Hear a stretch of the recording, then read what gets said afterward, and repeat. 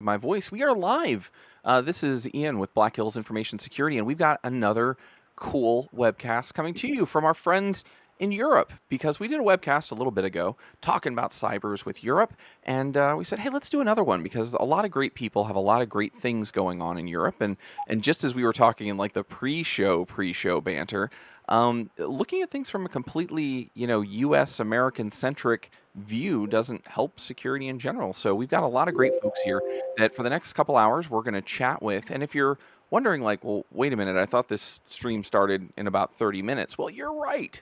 It does start in about 30 minutes. This is something we call pre-show banter, where we chat, we warm up, we answer questions, we just kind of chat and hang out until we get into the meat of the discussion. So we're going to start kind of talking about some news issues that impact everyone in security, but specifically Europe, and get opinions from the folks here on them. And then we're going to do a special round of Cubicles and Compromises. And this is a tabletop edition that we do for a lot of clients here, where I'm going to take one that we did fairly recently and modify it. And of course, clean it up and go through and actually we'll do a incident response tabletop exercise live. This isn't backdoors and breaches. This is kind of what our clients experience, and we'll talk about it with the folks here in Europe. So again, if you're just joining us, it's pre-show banter time.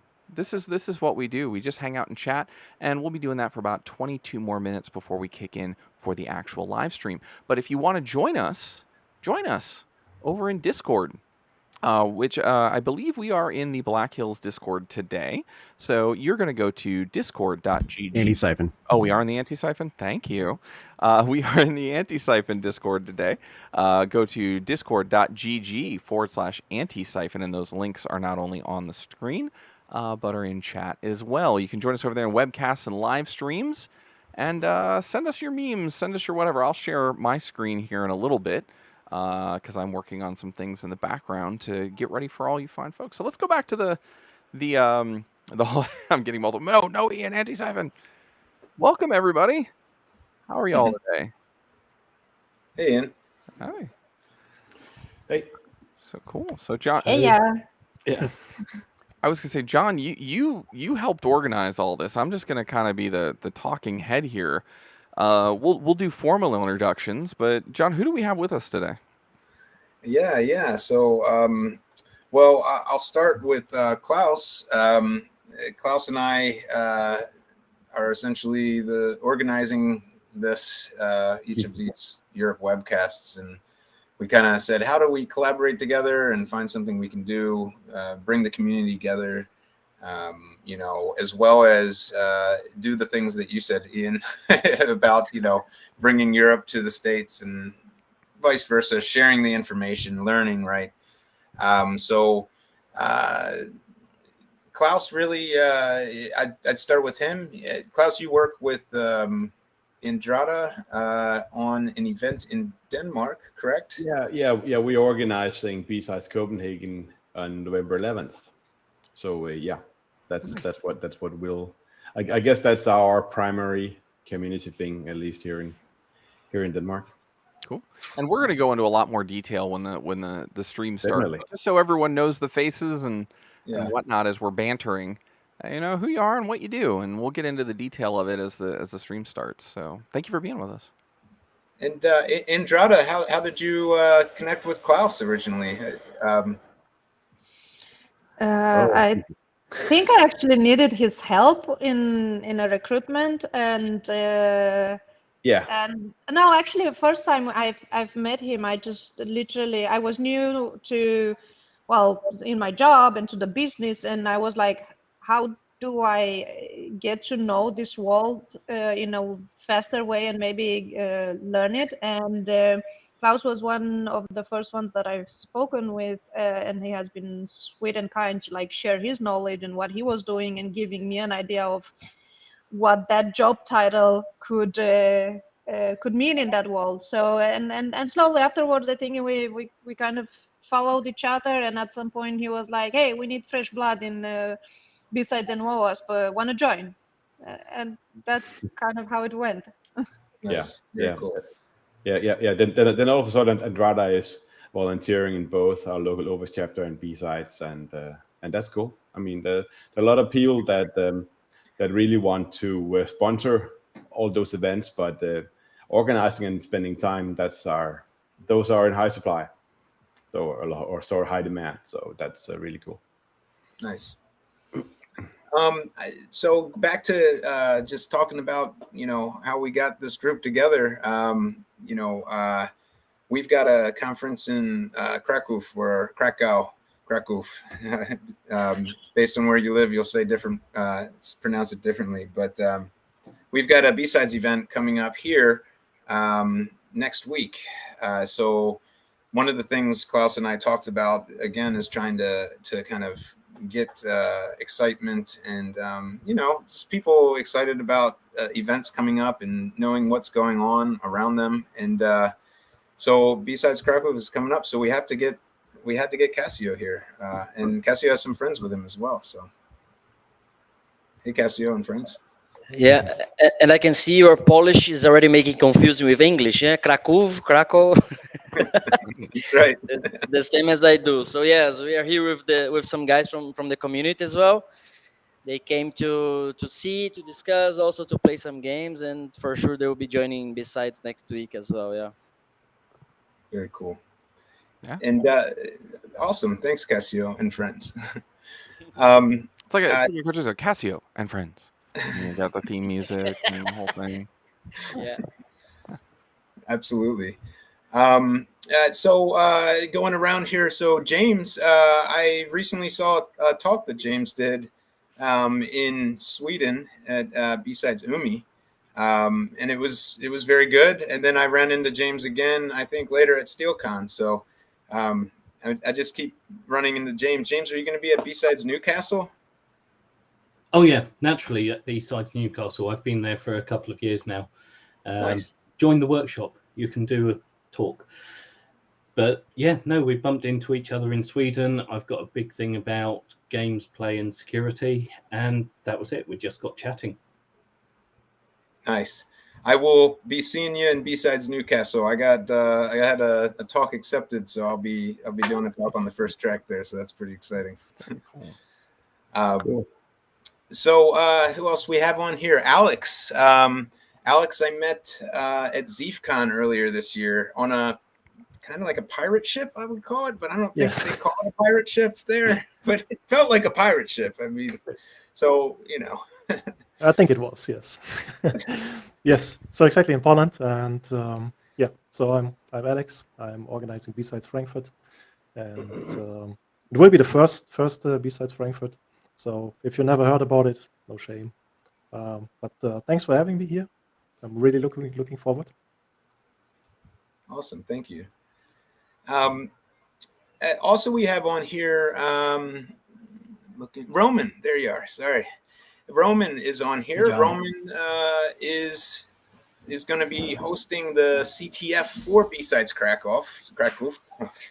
Cassio, now I am starting to actually mess them up and blend them. This is funny. So we thought it was a good opportunity. And Andrada, you and I talked about maybe some type of OSINT CTF, for BSides Copenhagen. So Roman is the CTF guy that we often go to help us do CTF. So we thought, hey, let's bring Roman on. Thanks, John, for having me here. Yeah, let's throw Ron under the bus too. Hey. See, you can do that in Europe, though, because there's so much fine public transportation that getting somebody thrown under the bus is much easier than here. Just every 10 minutes, there's a bus or a tram, just go right under.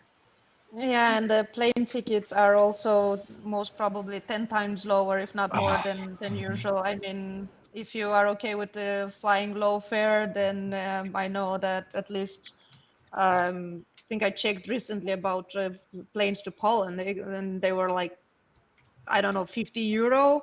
Mm-hmm. Try to do that from the US to Europe. Yeah, no, I know this because many of you know, but maybe some of the listeners don't. I was yesterday desperately trying to get my passport sorted out, which it should be good now. I just haven't used it in years and it expired. And I went and started booking all the stuff because I will be at BSides Krakow, later this month or early next month, and I'm really excited about it. But I went to look because I fly into Warsaw, and I'm like, oh, John told me, there's trains, they're relatively affordable, and I'm like, oh, how much is it? And I saw it, and I was like, oh, it's a 2.5 hour train ride. I was like, oh, that's probably going to be pretty expensive. Maybe I just want to catch a flight. And then I pulled up the tickets, and it was like $12 USD, and I cried because we don't have anything like that here. Yeah. So no, yeah, definitely I am very jealous of the public transit systems in Europe. And I always recommend that train from Warsaw or Warszawa, as my Krakow friends may call it. I always prefer that train when I'm flying a long flight from the U.S. or from somewhere else, because once you're in Warsaw and you have to go from there to Krakow, you have to fly LOT Airlines, which I found out everybody that works for LOT Airlines and everybody in the airport in Warsaw says LOT stands for late or tomorrow. Yeah, I'm gonna take the train. That's new to me. I didn't know about this, but I'm gonna use it definitely. Has anybody heard that before? Or is that no? Awesome. But it happened to me. I came in. I was on it was like a 18-hour travel day, and I got to Warsaw. I'm like, I'm almost home, and then I was in Warsaw for another 8 hours, sleeping in a chair on the. So it happens. I did that in Denver not too long ago. I was coming back from Wild West Hackenfest Reno, and we got into Denver for a transfer, and there were no flights, there was no hotels, there was no nothing, and just sleeping on the floor in the airport. So much fun, so cool. No, so hopefully we don't experience that. Yeah, I do want to interrupt real quick because if you're joining and you're saying this is kind of sounding like you're just warming up, whatever. Well, you're absolutely right. That is what we're doing. This is pre-show banter, and we just kind of chat and get to know each other. Sometimes we, have discussions about just what's going on and things like that. But with this one, we're kind of doing some soft introductions before we go live because there's a lot of new faces that maybe folks have not seen previously on Black Hills webcasts or Antisyphon webcasts. So we're going to be starting in about 10 minutes. So this is your kind of 10-minute warning to go use a bathroom, get some food, do whatever it is before we start an awesome webcast with all these fine folks from Europe. If you haven't gotten into our Discord yet, please go to discord.gg/Antisyphon. Links in the comments and chats here, and join us in the webcasts and live streams where you can chat with us about what's going on, and it'll get pulled into the live stream if we want to do that as well. So we definitely want you to take part. Also, we've got a couple other things coming up as well. Stick around with us this week because we have our Blue Team Summit coming up. I think it's tomorrow. So we're going to be doing our Blue Team Summit tomorrow, and you can still register for that to listen to cool talks, Blue Team focused, but not all Blue Team, and learn more about that. And then we have our free and low cost training that there's still seats available for that on Thursday and Friday. So you gotta do the show notes, station identification, come out and check us out so we can keep doing stuff like this. So yeah, have we gotten to everybody yet? Have we done just kind of the quick soft introductions? We're going to do another round, but it just again loosening up. Let's talk about a topic while we're waiting. You want to jump to topics before we go live? Well, we did that last time as just in a bantery kind of way, and okay. I don't think we're going to hit all of the topics. Sure. The one that I feel like we could just banter forever about is the AI stuff. The other ones I think have really particularly kind of cool things that I want to make sure we're live with. But AI is like, it's like every but John, before that, someone is actually mentioning Alex's artwork. So, hey. Artwork. What? So a banter could be regarding Alex's artwork. Can you please provide us with the background? Yeah. Sorry, I missed that. You see, I work in a gallery. Oh yes. It's modern art, I think. Mm-hmm. And what are the age ranges of these this artist collective that you have in your home? 2 to 6. Got it. So the the artist thought that I spent a lot of time in this room working, and thought the best possible location for this would be in this room. And the artist loved gifting me all these pictures. So I did not want to throw them away, so I kept putting them. And the artist said, "There's some room left here and there." I just kept putting them. So I tried setting up a virtual background. It didn't work, but it's okay. I love that stuff. That's great. I mean, literally, if you look over this shoulder on my bulletin board, those are cards and drawings from my kids. We all, we're all humans. I love seeing that kind of stuff. So that's awesome. It reminds me, Alex, when we spoke on the pirate ship, that you were talking about, trying to do more things in the cyber community with kids and getting kids involved. But can you talk a little bit about that? So I was thinking that that I want to get them involved, and I want to get them early on. I think we are missing. So I am maybe one step back. So I am born in 81. So I'm 40. I grew up. I saw the Walkman, the CDs.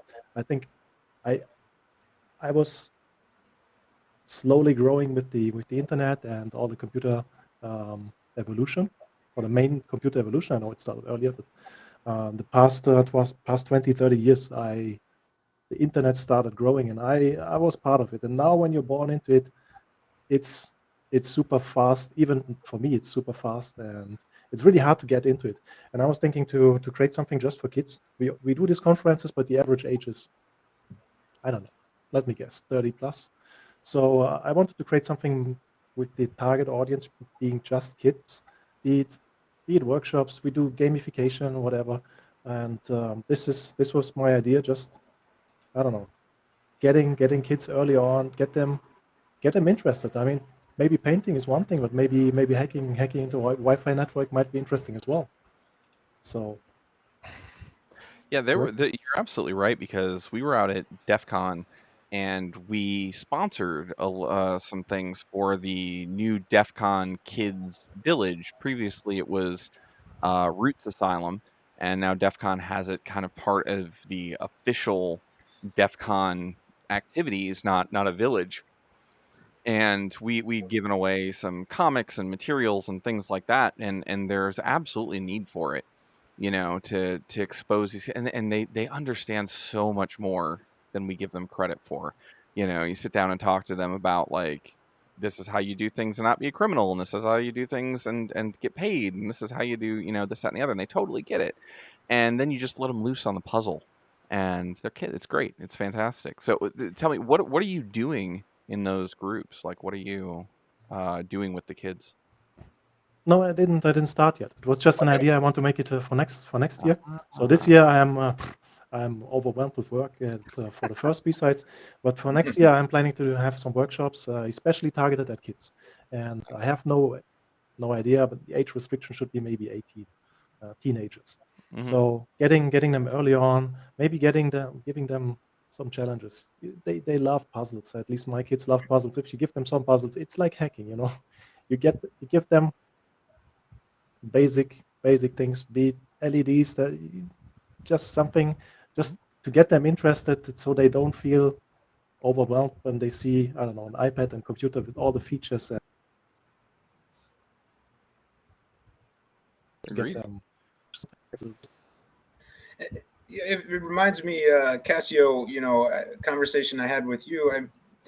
You were talking about maybe a BSides or a cyber conference in Brazil that you had went to that had a pretty large children's section. I feel like at one point. What were they doing there to help engage the youth to get involved?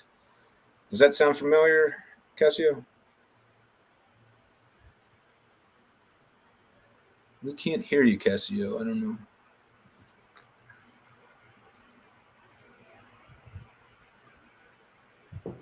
Now you can. Yes, we hear you now, Cassio. Okay, sorry for that. Yeah, when I was in Brazil, I was part of the organization as a volunteer of BSides São Paulo, and we had the BSides Kids track. And there was, as exactly like Alex mentioned, like some workshops, activities, all day of actually it was 2 days of full of things. But one very good activity that I remember was the game of drones, which was a workshop of drones, small drones, etc., for kids under 10 or something like this.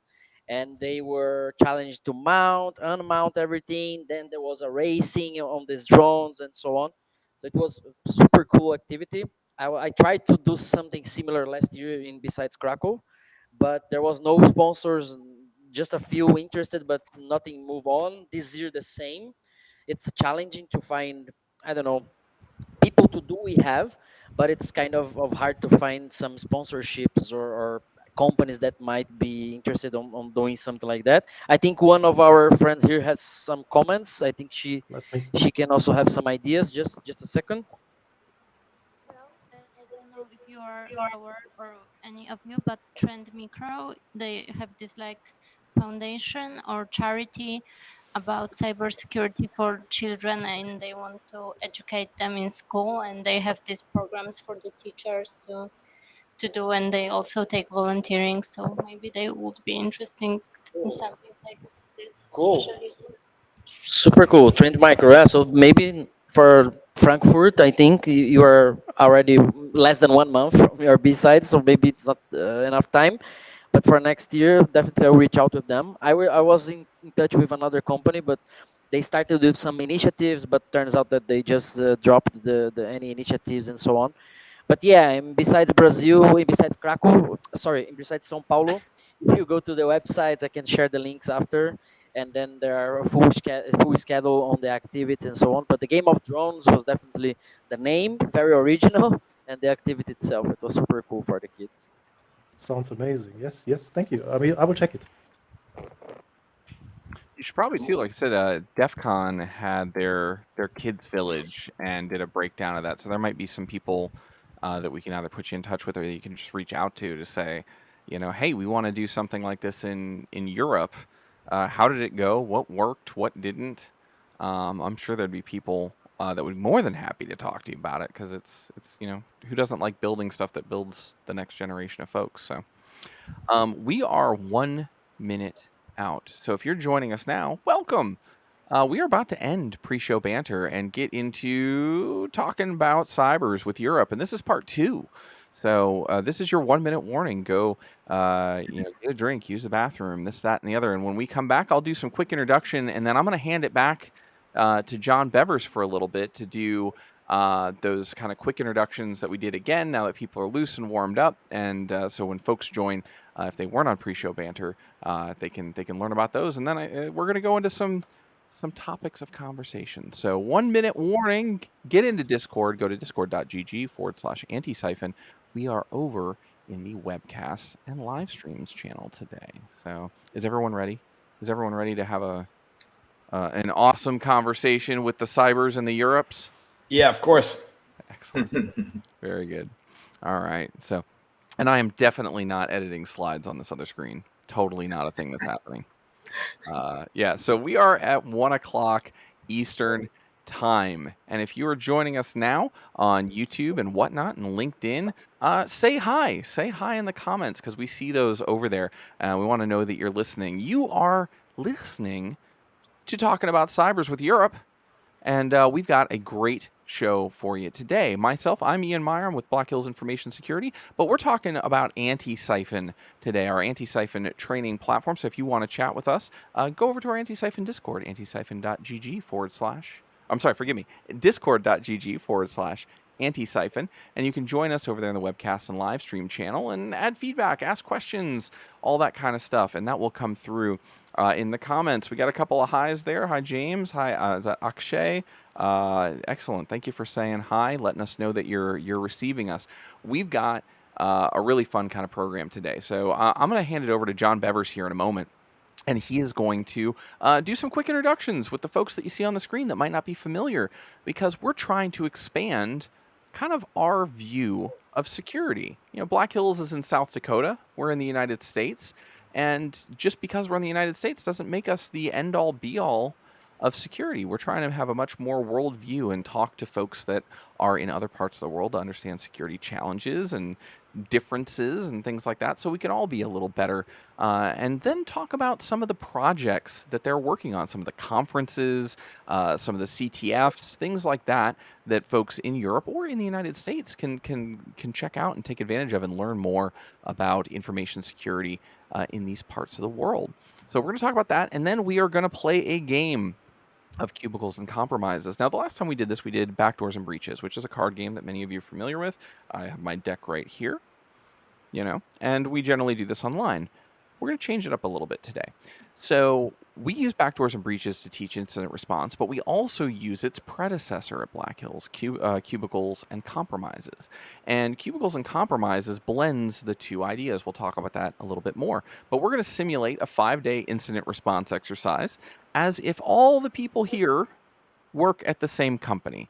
And we're just going to talk it through, and hopefully we discover some things about how things are different in Poland and other parts of Europe and places where we might take, like I said, that very Eastern view, Western view, forgive me, Western view, directions and geography, not my strong suit, Western view of how things work, but we're not taking into account cultures and laws and things like that of global organizations and other parts of the world. So hopefully some of those things get teased out and talked about. We'll talk about a little bit about the news and things like that and just whatever's on our mind. So get ready for a nice hangout.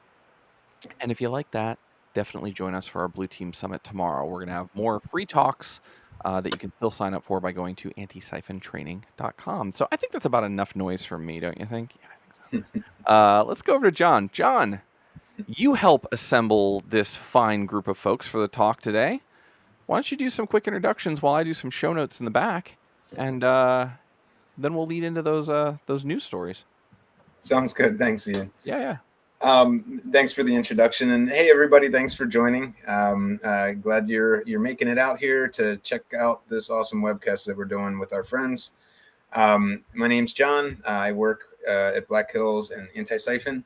I work with Ian, and I recently moved to Europe last year, and since then I've been trying to actively find out who are the people in the community out here that are doing cool stuff, setting up events, and really trying to make a difference. Because at Black Hills and at Antisyphon, those are things that we strive to do, so we like to know who else is doing those things with us. So I'll start off with some introductions, and then as we go through all the introductions, this is an opportunity for them to talk about what they're doing, their the projects, like Ian said, and the events that they're organizing that are coming up. So I guess to start off, I'll introduce Klaus, because Klaus and I technically put this thing together as a collaboration. So he's just as much as involved with this as I am. If not more, being, in this community much longer. He has spent, many years, traveling to conferences, doing different security related jobs. So this is really, his world over here. So I'll start off with Klaus and pass the mic to you. Yeah, sure.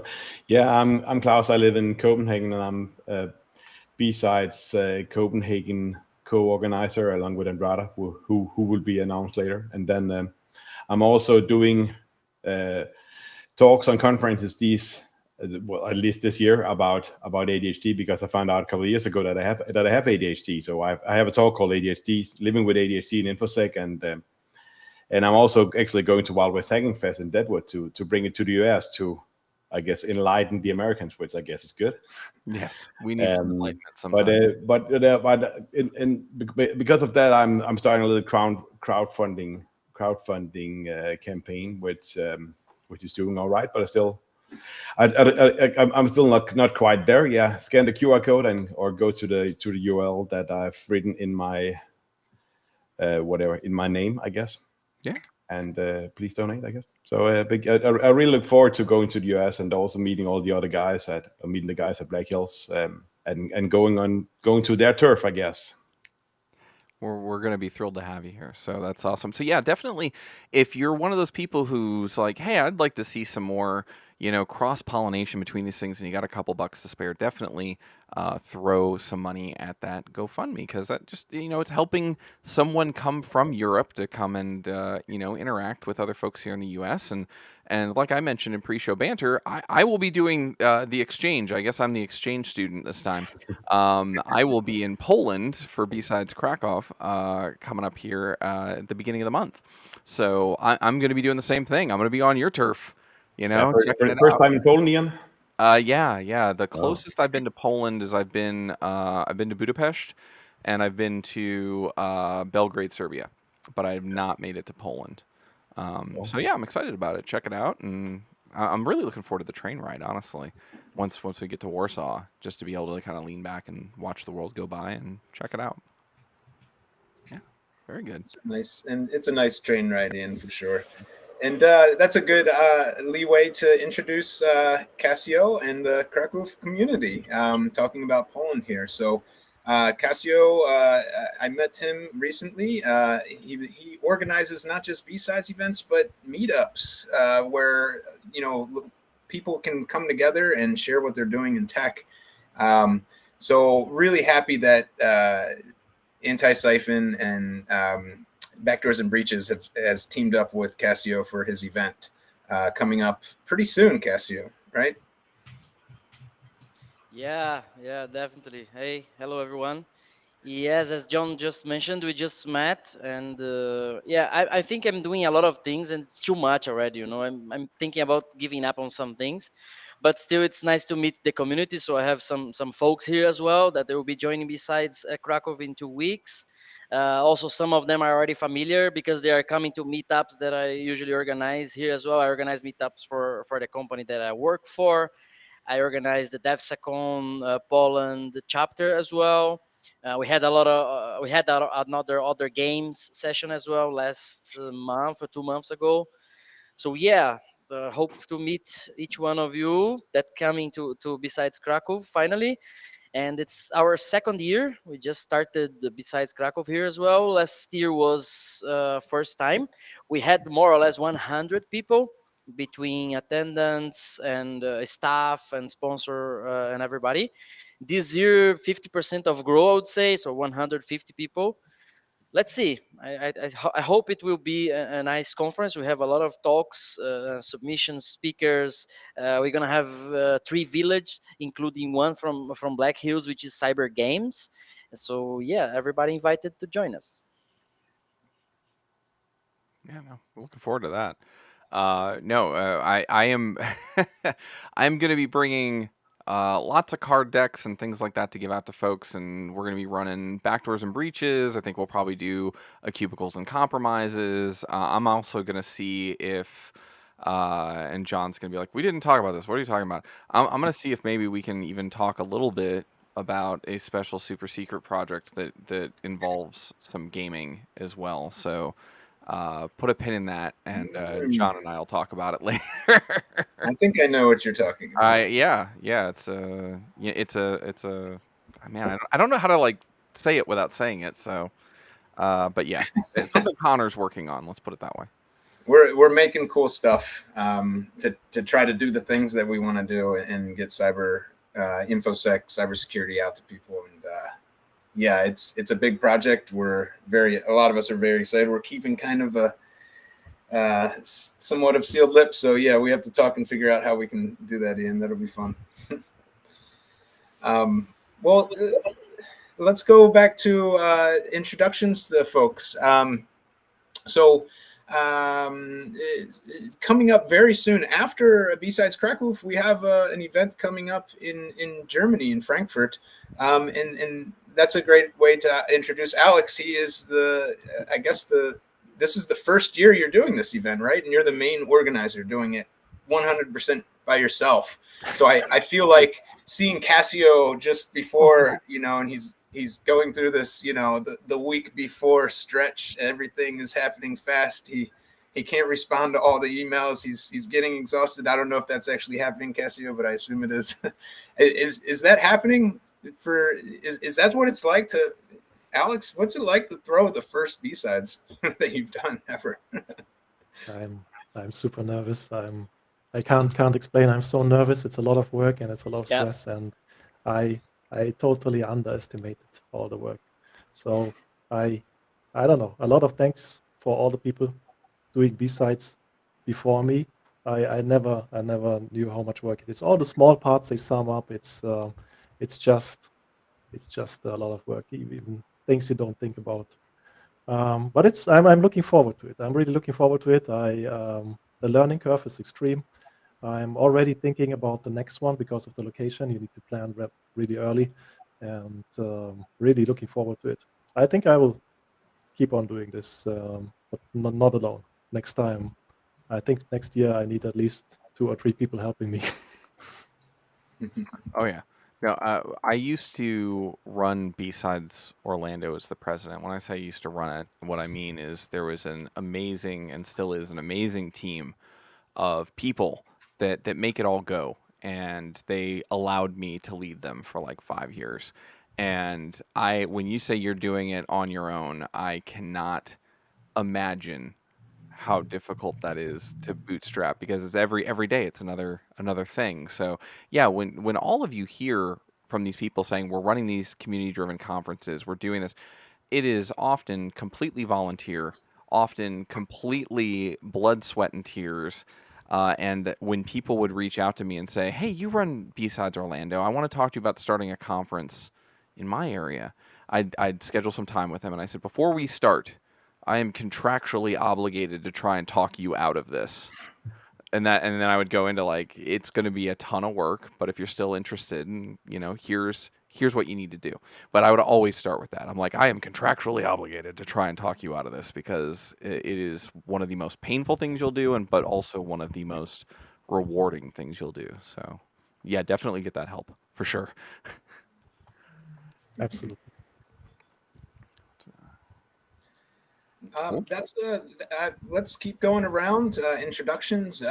Speaking of help, I think this is a good opportunity to introduce Andrada, because Andrada and Klaus help each other throw another BSides event that's coming up sometime soon, and it does take a group of people to do it, because it's a lot of work, like everybody's saying. So yeah, definitely.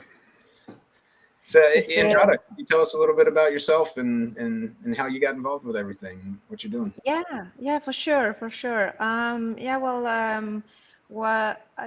My title is my official job title is headhuntress.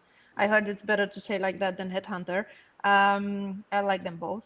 And in the meantime, I'm also a friend of the community. So due to my job in what's called CSA CPH or CSA Copenhagen, I started to get to know the amazing people in the security world here in Copenhagen, amongst other my good friend Klaus. And 3 years ago, he reached out and asked if I would like to be SOMI responsible. I couldn't understand why, because I'm not that active on social media, but I've learned it. And with that, becoming a part of the group in BSides, I mean, Alexander, hats off for the fact that you're doing it alone, all by yourself. We are what, Klaus, now 6-7 people organizing, and Yeah. we still have this feeling of we will forget something. We are not going to have everything in order. Yeah, exactly. But one of the, I guess that as Ian was saying, it's crazy. It's so much work. It requires so much sweat and tears and blood to actually make it happen. But with the right support from the people, with being backed up by great sponsors, at least we are here in Copenhagen, and watching the community during the event and after the event being happy and fulfilled with the knowledge that they were getting and wanting more. Now it's not much blood, Brian. No, not too much blood, but still, it can happen when you put like we have what's like 3 or 5 meters long banners that need to like hang and so on. So yeah, it's it can be tricky, but BSides Copenhagen 2023 is approaching not as fast as Frankfurt, but it's going to be on the 11th of November. We are increasing the capacity from last year plus 400 people to this year, hopefully 600 people. And we're having 3 tracks. We're also having a huge focus on OT security this year. And one of the things that we took from last year was the need of more time between talks to network and socialize, because yeah, when people come here, they will also like to share knowledge. And I think that that says everything about the power of community, because people get to talk to each other, share ideas, share knowledge, worries about what they are meeting at their during their work life, and then maybe getting some support from the others in how to solve that. So yeah. The love and passion for cybersecurity in general has brought me here, and I'll not change it for a second. That's great. Looks like we had a question from the audience come in, Andrada, from Can't Never Could. Andrada is a headhuntress, as in one who seeks out potential candidates for X position at an X enterprise? Is that what is a headhuntress? What is a headhuntress? Well, headhunters, well, it's I'm a recruiter, so yeah, a lot of my time goes actually in finding potential candidates for an enterprise, but slowly there's this. I can see that there is a tendency now more and more to from the companies to actually listen to what specialized recruiters are telling them. So I'm having a lot of career meetings with people that either are during their studies and they just got a taste of this cybersecurity thing, and how is it, and is it just hacking? I mean, we're still talking about, is it just hoodies in a dark basement with cola and pizza, or and then there's also maybe IT people or other people pivoting in this. So I'm using a lot of time in also in that, and trying to actually find the right job, or the dream job for the people, rather than the right candidate for the company. It has been an exponential interest from the company side in actually giving back information. Is not only what they can get from a candidate, but also what a person can get from the company, and it's a men's game, and I'm lucky to be in the middle of that and facilitate it the best way. That's great. I think, being what we're about on this call, I mean, Andrada, one more question. I would say, any suggestions to all those listeners out there that are trying to get into cybersecurity? What is something that they must do to be successful? They must dare. They must dare and take the leap of faith. There's due to the loving people around here organizing BSides events for almost no money, if not free. There's a lot of online training. Black Hills and Antisyphon are doing a great job. I even took those courses, and God, I learn a lot every time I'm there. So the information is out there, guys. Most of it is also free. So use your time, use your passion, use your love, keep learning, and dare to take a leap of faith. And even though you don't match 100% the job description, even though there is no job description out there, try to network, try to connect with people, either online or by participating at the different events happening in the world, and putting yourself out there. So yeah, and find people that want to help, and everyone in this industry wants to help. I think I want to touch on something because in the United States for a long time, the term headhunter, like you said, or recruiter, it often has puts a bad taste in people's mouth because they think of these like high pressure folks trying to get you to work for a company. But I love what you said about your approach. And I think it really aligns with something we believe in here at Black Hills. Is you're saying I want to talk to this person, find the person who's really passionate about this job, and this is their dream job, and then put them in that role. And a lot of people might say, "Well, no, no, no, you're serving the customer. You're serving the whatever. Why are you worried about them?"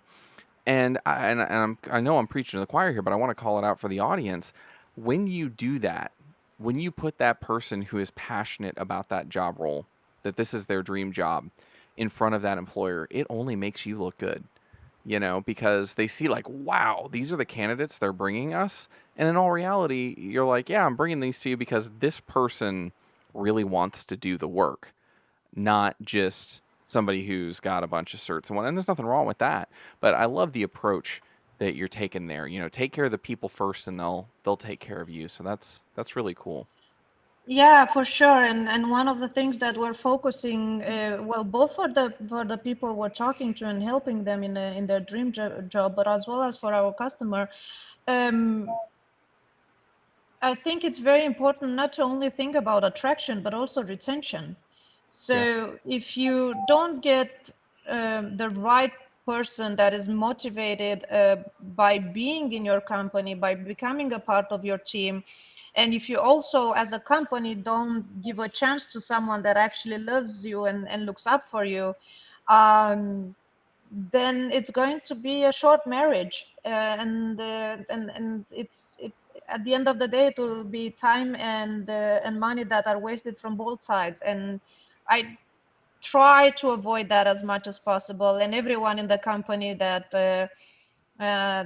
was working together with me, we're all like that, and our customers actually appreciate that, and that's why they keep on coming back to us. Nice, very good. You said something there that kind of rang true with me. And for anyone listening, talk to recruiters. Often they can help you understand, what's out there in the market. And that was it. Was the caveat that I wanted to give. Everything you've said is true. I used to be a hiring manager at a large global organization, and the recruiters that I liked were the ones that really understood what I was looking for, and then would also help me in that if I had salary constraints, come back and say, listen, I just placed 5 people in this role at this price. You're never going to find what you want at this price. And I can kind of go back to the leadership and say, I've spoken with someone who's out there hiring every day and talking to these companies, and we're way below the mark. And if you find a recruiter to partner with, it can help all. It can truly deeply help you. If you find a recruiter to partner with that's just about getting that headhunting fee or headhuntress fee, if you will, you're probably going to have a pretty bad opinion of recruiters. Now, I do have a question for you.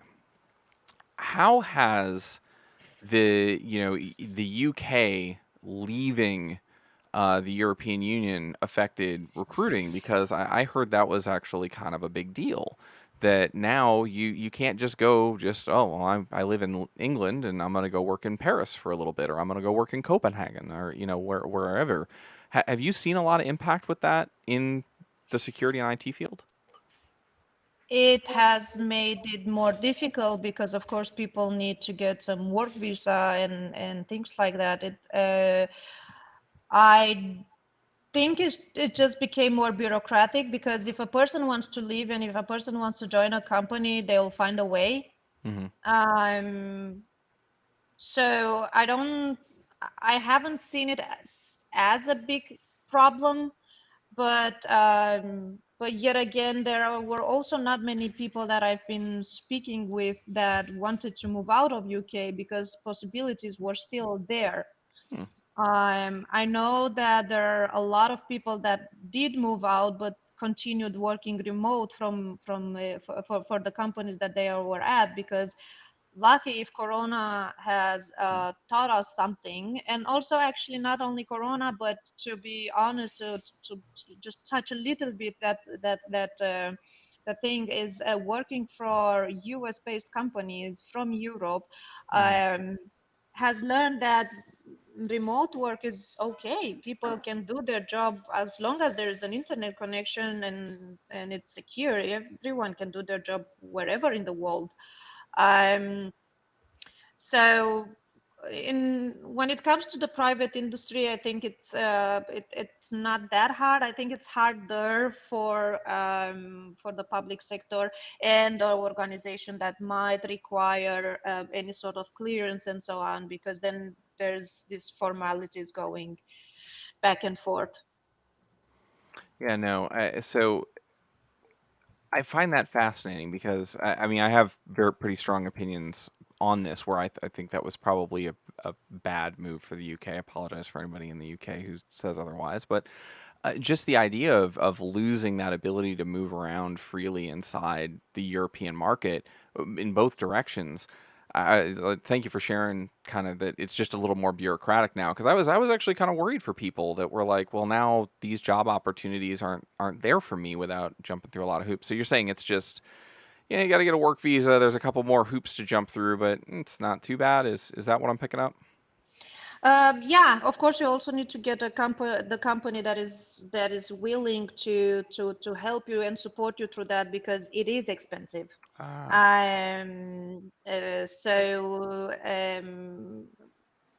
But yet again, it's a matter of finding the right company to work for, and if they are not willing to help you get a work visa, then they don't want you enough. So maybe that's not a good place to work for to start with.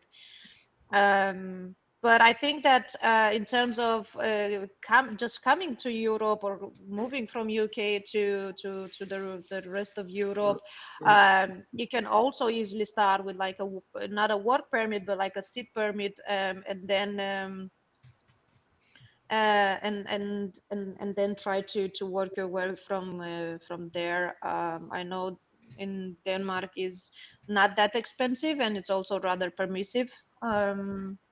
So yeah, it's the right balance. And if you are honest with your future employer from the start, then I think it should be easy, or at least not that hard as you imagine. Well, Ian, I think this is a good transition.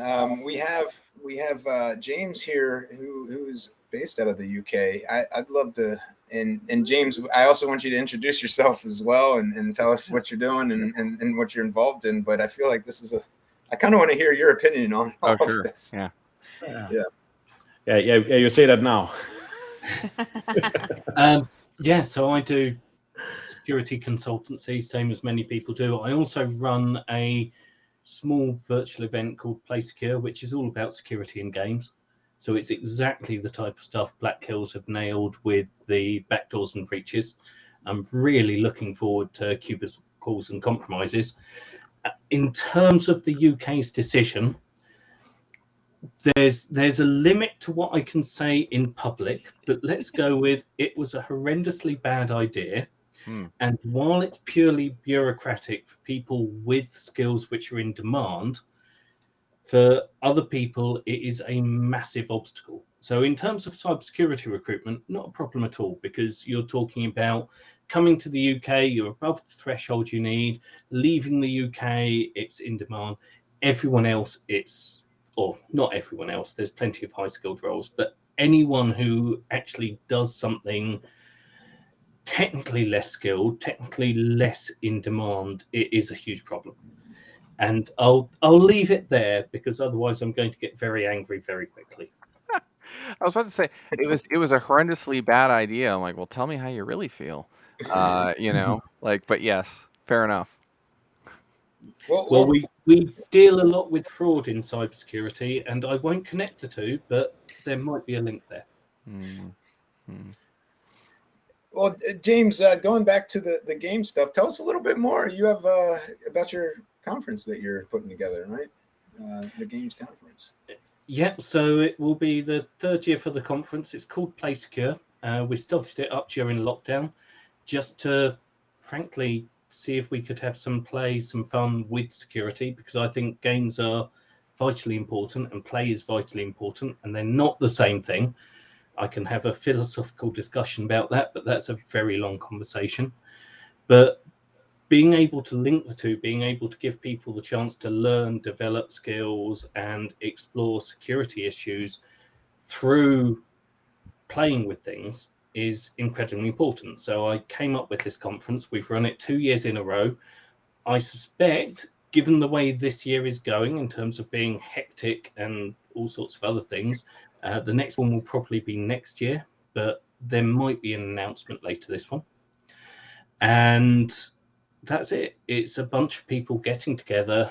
We've got people talking about security. We've got people talking about gamification. We've had people talking about psychology and games and philosophy of games and all sorts of other areas.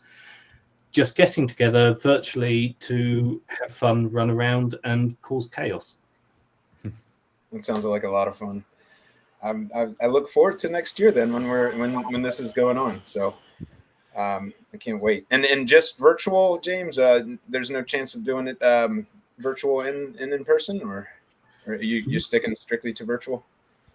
I'm sticking to virtual, but purely because of sponsorship. So if someone wants to give me a lot of money to run it in person, then we can work something out. Mm-hmm. Yes. Very good. Well, well, I think this is actually a good note to pass the mic to Roman. I think, gamification is right up his alley. Roman, tell us what you're doing and how you're gamifying, cybersecurity and all the cool things you're up to and who you are. Thanks, John. So my name is Roman. I'm a co-founder of a company called MetaCTF. We've been running CTF competitions, attack and defense competitions, all kinds of cybersecurity competitions since 2014. I think at this point we've organized over 200 events, 200 CTFs. Our largest one was a few years ago. We had 4,000 people participate. It was an international event. Recently, we've ran the CTF portion of the International Cybersecurity Challenge in San Diego.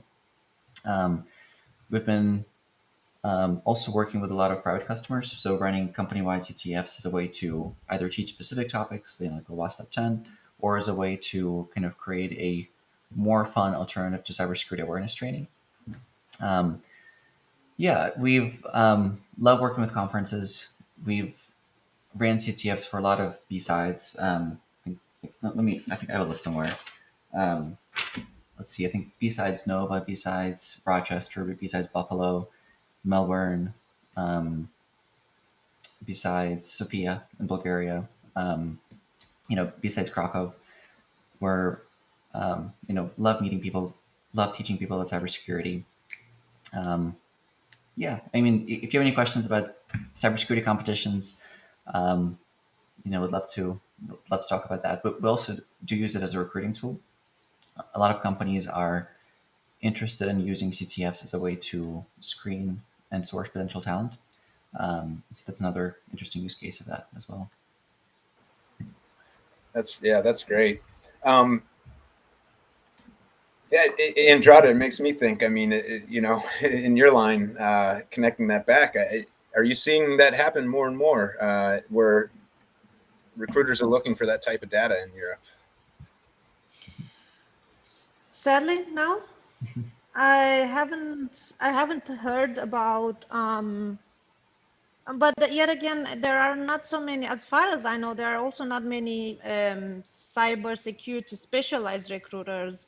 I mean, all recruiters say they can everything, and amongst other also cybersecurity. And it's actually only a few of us. I mean, I know in Denmark, purely cybersecurity wise, and please guys don't kill me if you're more than that, but it's us and one more or two more, Klaus.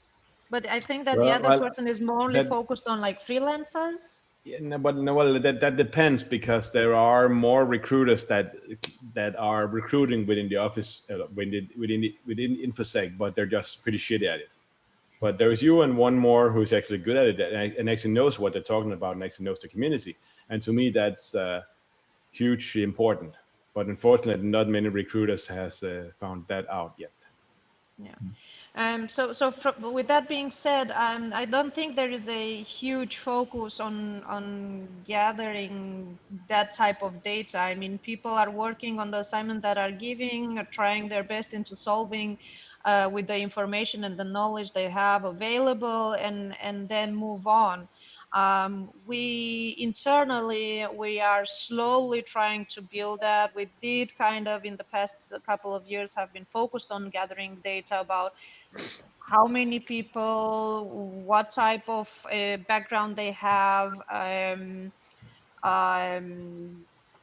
and what are they working with, what can the transformation be from where they are towards where they want to go, what the education it is around, both like study wise, but I mean academia, but as well as like trainings and ongoing trainings, and some salary data we've also been gathering for a couple of years, at least here in Denmark and Scandinavia, and we're slowly expanding our interest and research also in UK, Germany, Switzerland, Holland, and slowly in the other countries. But of course, it comes also with the needs from our customers and also with the people that are approaching us and want to talk to us. So it's you know it's a catch 22 to some extent, because if the people don't know about us, they don't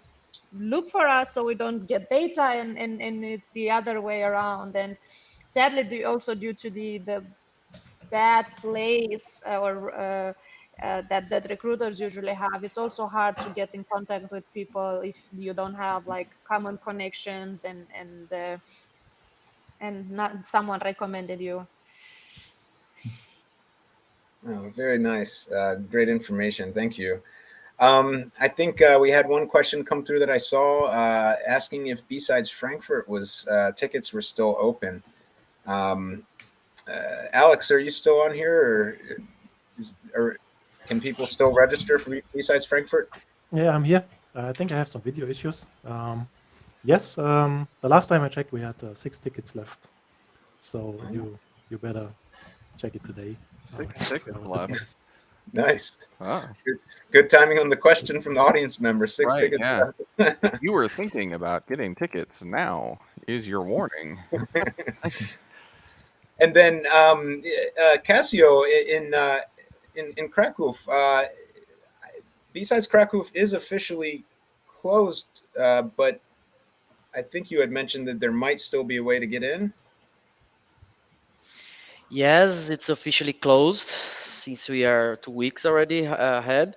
And but if people really want to come without a badge, because they are already sent to production, they are personalized badges, Oh. they can send an email. There's an email with production guys, which is contact at besideskrakow.pl.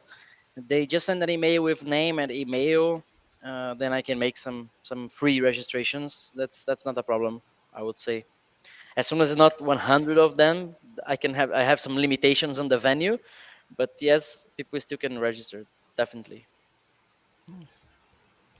That's great, and we'll try to get that email address up at some point. We didn't get that pulled up, so we'll share that with everybody in case they are in the area or feel like coming to Poland and checking it out. So, and you know, Casio, one thing that I really like about what's going on at BSides Krakow, I do want to divert it back to Krakow before we jump into the games. You have like a robotics section at this BSides, like a whole branch of robotics things going on. That's pretty unique for BSides events. Like, tell us a little bit about what makes BSides Krakow special. Yeah, yes, I would say that one of the main reasons is because of the main sponsor, which is ABB, is the company that I work for, and from the first year, then the second year, they are happy to contribute with the venue, with the place, and so on. And as a company who is making robots, nothing more fair than having a robots village. So last year we couldn't have, but this year there will be a robots village full of activities, workshops, and so on. Actually teaching how the real robots works, how to build them, assemble them, how the software part works as well. There will be some exercises on how to make these arms move or catch something or do something, which will be super cool. It's just not hacking the robot stuff. It's more on the teaching side, how they work and how they are built and so on. But maybe next year, some hack the robot village. Let's see. Nice. That's No, really I am very excited about checking that out because I'm looking. Oh, I'm gonna go off camera for a second. I'm gonna go down like this. In this box next to me, I have my Antweight Viper FingerTech combat robot that we're rebuilding for Maker Faire Orlando. So I love any sort of involvement of InfoSec and robots, as frankly you'll learn soon. But yeah, so I'm really looking forward to seeing whatever you've got going on with the robotics stuff there, because myself and my 6-year-old daughter are just super into it. She's got her own combat robot in that same box because cool. Daddy's her sparring partner. Anyway. Super cool. How did And there is also just one thing to mention. We have some. I mean, ABB has some research areas on this prostheses, mechanical prostheses, robotic prostheses for people with some disability and so on. Oh, that's So cool. we didn't have time to set up something for this year, but maybe next year. Some specific on this area, yeah, for the B side, some content around, I don't know, researching or either hacking stuff. Mhm. uh, let's see. Let's see. Yeah, no. I'm very much so. John, you mentioned going into the game. Do we want to talk about some news stories first, or we want to go to the game? I'm ready to do either. I think the Krakow folks want to play the game. I think everybody wants to do that first, and we can kind of end with some Yes.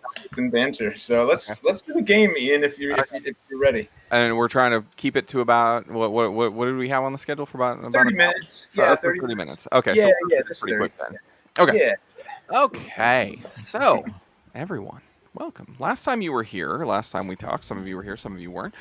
We talked about backdoors and breaches, and that is our card game from Black Hills Information Security. And I'm actually going to put a special link inside the chat that Ryan can share, because we didn't get to share this enough, and Connor did some really awesome work here where we made a DEF CON edition of backdoors and breaches. We're not going to be updating this, but it's a new version. So I'll put that link inside of here so y'all can check out some of those pieces. But if you are just interested in backdoors and breaches, which is a card game that we'll be bringing with us to Poland and to BSides Krakow and playing that there, and you didn't get a chance to check out the previous webinar here, a previous stream, you can go back and check that out, or you can go to backdoorsandbreaches.com where you can learn more about the game. Now, why am I talking about backdoors and breaches and not the Cubicles and Compromises? Well, if you've seen one or you've seen the other, it's actually kind of important that you understand the relationship.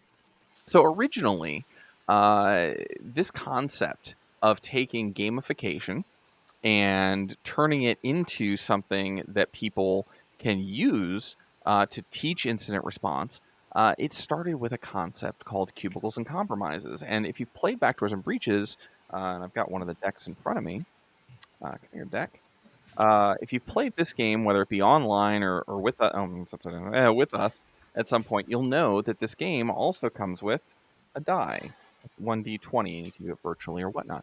This was the seed, if you will, for backdoors and breaches. And basically the way it worked was this, right? You would ask a question during an incident response tabletop exercise. You would ask the question, and when you asked it, you would then roll the die. And they'd say, we're going to load from backups.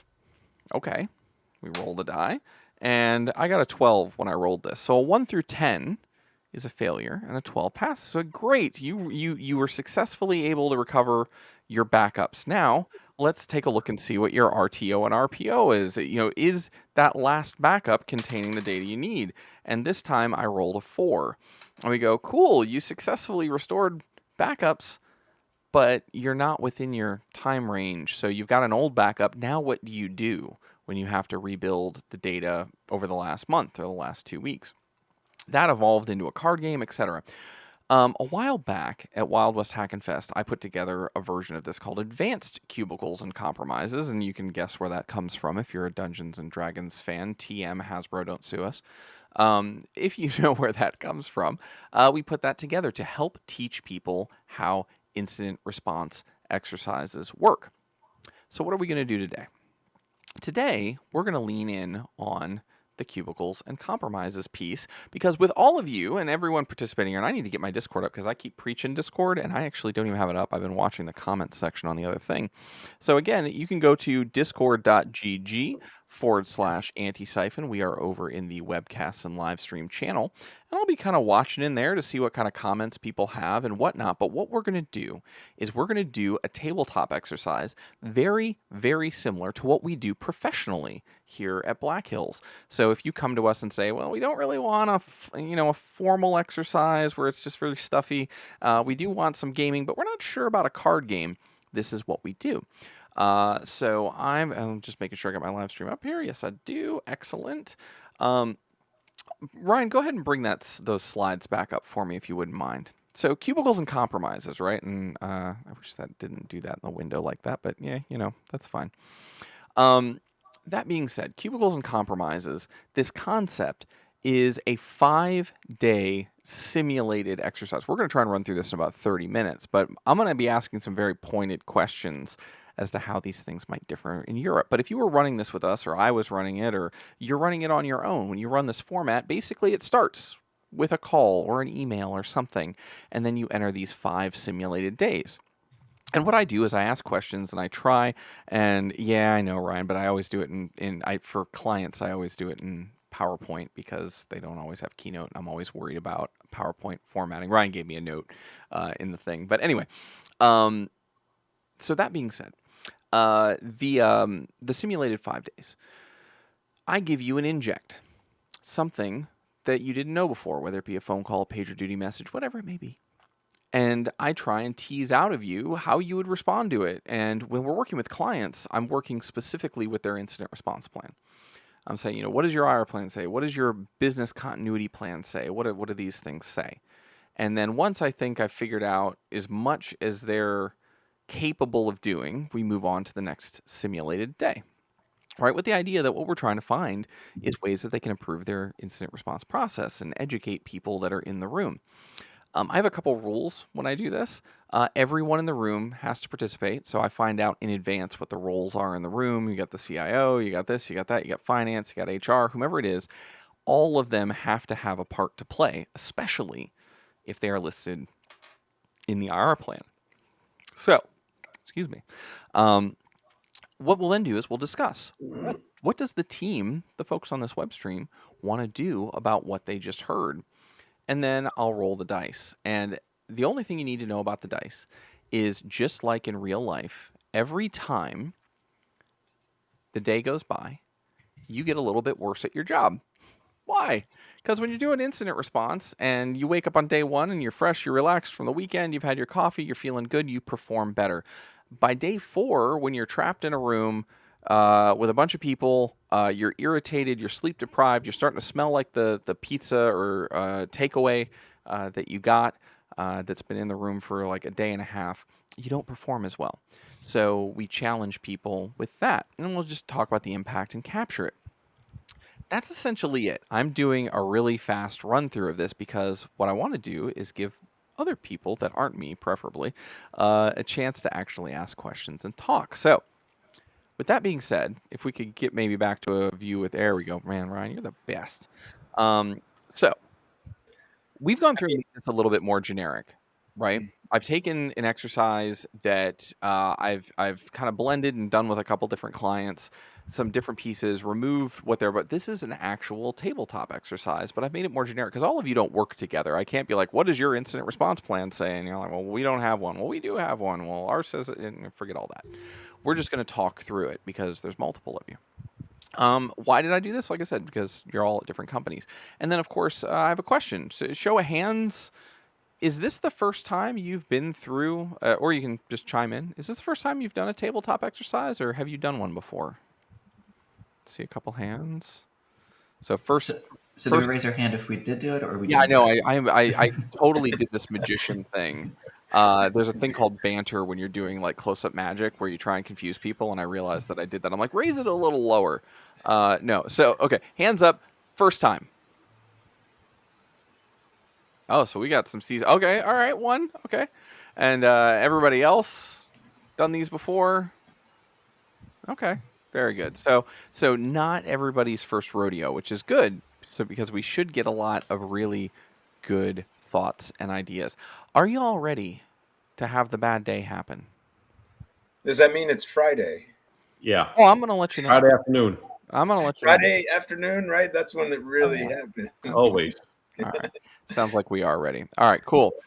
The call. We are starting day one. And as you can imagine, yes, it is Friday afternoon. You're about ready to go to the pub. Maybe you're headed back to grab a nap before doing tapas late at night, whatever it is that you do in your area. And you get that phone call, that pager duty text. Now, this one says 11:07, but I just got a kick out of this image because it's a pager duty alert that says critical. The server is on fire. Now, that's not actually what's happening. I just found that image funny. But yeah, you get a pager duty alert, or whatever your method of receiving alerts are. You are on call. You are the security person who is on call, and it's 4:59. They've been working this problem for 4 hours, and now they've decided, this might be a security issue. We need to call the on-call. So you receive a call from your security operations center, or your NOC. One of the grocery warehouses in Central Europe is reporting their warehouse automation systems are offline. So let's start there. I need all of you to pretend as if you are all a team working for a large grocery retailer in Europe, and one of those warehouses that has automated systems that actually do pick and place for online orders is offline. And you need some help they need some help figuring out what's going on, because it's starting to cause major issues. These automation systems are relied on to pack orders. That's all you know right now. What's your first thought when you get a call like this? What might you do? And feel free, anybody jump in. That is bad, right? Oh, that it's bad? Sure. Yeah, very bad. It But becomes very bad very, very fast. Okay. Is it, I've got the question right up there, so I'll ask it now. Is this a security incident? Not necessarily. Yeah. Okay. Why?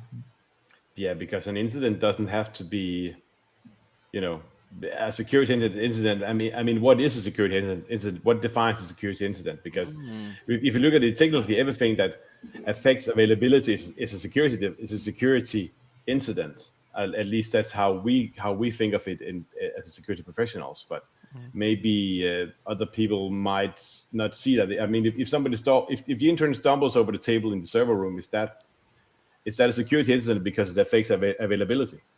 Yeah. No, I love the question that you brought up there. And for those listening, or those that's your first time, or those listening are like, oh, this is how these things go.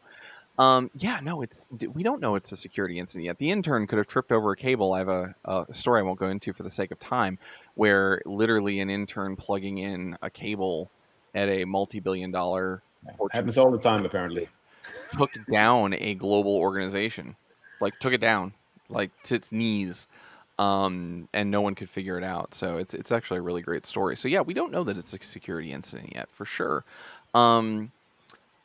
So somebody else here, what might we look at to start figuring out where to start? Is this even a security problem? Maybe we should look at logs. I would get in touch with maybe with the people responsible for this specific system. I don't know, architects, business guys, and so on. To get in touch about some server names, architecture, logs, to start gathering some information. Mm-hmm. I love that. So I heard someone say logs, always a popular one to go to. Do we have any logs that would show us things? And I like your immediate jump to, and this is what we're going to do with this, by the way. If we were doing this as a single company, I would ask you specifically, what does your incident response plan say about when something is a security incident? Have you defined it? Does it have to be multiple locations? Does it have to have certain things associated with it? So I love your question or your statement. Really, we don't know it's a security incident yet because it could be an intern. It could be this. I love the logs. Yeah, Brian's got in there. I'm seriously considering making a sticker that says "Advanced Nation State Intern." You know, because it's you don't need a nation state. You just need an intern plugging a 10 gig cable into a loop into your core switch in the data center. Not that that's exactly what happened. And I liked. I also like what Cassidy said about just communicating with all the parties that are potentially involved. Communication is gathering that data from the people that are managing and working those systems. That's always where I like to start is talking to people. Well, yeah, and really, I think what that speaks to is impact, right? Like, hey, maybe this warehouse, and I know it sounds silly, but you say, oh, a central warehouse in Europe, that might be a problem. Well, maybe they've got 3. Maybe this isn't really a problem. Hey, it's an emergency and we need to deal with it, but it's not an emergency. It's not wake me up, do pager duty. Like, switch to our business continuity plans, reroute the orders, and we'll figure it out in the morning. But that all just depends on how you've defined things. So let me ask this question. Do you feel let me ask the question more globally. Are there any standards or processes or expectations in Europe when you have a large outage like this that there would be a specific response time based on, I don't know, unions or work requirements? And it could be no, but I'm just kind of curious. Yes. If we're talking about a large warehouse like this, we're talking about vital supply. That means UK, it would be NIS. Okay. Europe more widely, we're going to be looking at NIS 2. Okay. So there's response times. It's critical national infrastructure. If it's a warehouse, we're talking food, we're talking supplies. So yeah, absolutely. At this point, it should be contact with various authorities to get a response to it and make sure that food goes through. Interesting. Okay.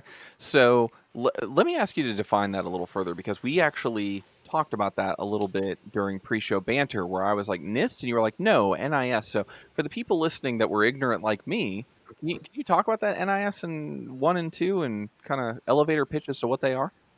Yep. So you've got NIS and National Infrastructure Security. They order it differently because it's largely around French. And NIS 2, which is the follow-up to it, which added more, but we're talking about anything that's considered critical to national infrastructure. So that includes digital marketplaces, it includes energy, it includes transport, and it does include things like food. And there are then response times, there are regulatory authorities, there are requirements for security around these things. In terms of the business continuity aspect, then you're probably looking more at something like ISO 22301, which is business continuity and keeping the processes going in the absence of technology, which is a whole separate thing. But ultimately, there's a requirement to be resilient against disruptions. And with something like a warehouse going down, the first response should be who is on duty? Can you contact them? If you can't contact them, who's their deputy? And can you contact them? Very good. Okay, so thank you for kind of detailing that out. I want to go back to the rest of the kind of panel here. Does anything like what was just described exist for Europe? Like, would you expect that a large grocer not being able to deliver products and services would be regulated in some way?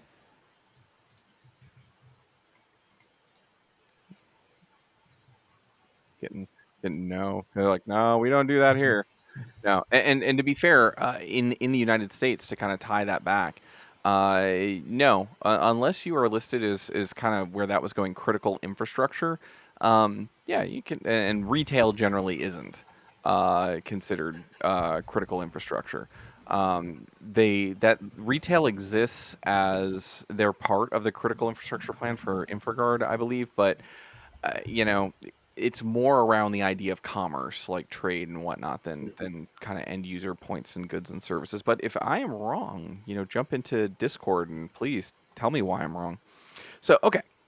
So you did jump to security incident. Do we all believe this is a security incident, that we would have to activate this at this point, or are there other things? I heard logs. What might we want to check Or do we think, yeah, this is a security incident? Food security or cybersecurity? Great question. Yeah. So as I mentioned, like I kind of jokingly said in the chat that maybe they've got 3 other warehouses online. So let's give another bit of detail there. It turns out that this grocer does have a business continuity plan, and they can absorb a certain number of hours of the warehouse being down and still be able to fulfill deliveries. But when they start hitting like more peak rush hours for ordering, you're going into Friday, weekends aren't as high. People will go to the grocery store, they will get their things, but maybe on the weekdays they want it delivered because they're working. So on the weekends, you're at that 5 o'clock Friday, they can survive till Monday. They can still deliver products in their 2 out of 3 warehouses, but it still needs to be resolved, and they have a business continuity plan for that. So, interesting. So no, where were we anyway? So yeah, I would say this is the question is it a security issue? There's no food insecurity issue yet. So maybe one thing also is What's that? I'm sorry? around connection. I'm not sure I was able to hear all that. Did somebody else catch that? Forgive me. We're checking. Could you repeat that again? I saw in the chat, Cassia said they were having some connectivity issues. They might not be, maybe the audio isn't getting through. Yeah. Okay. So. Oh, there we go.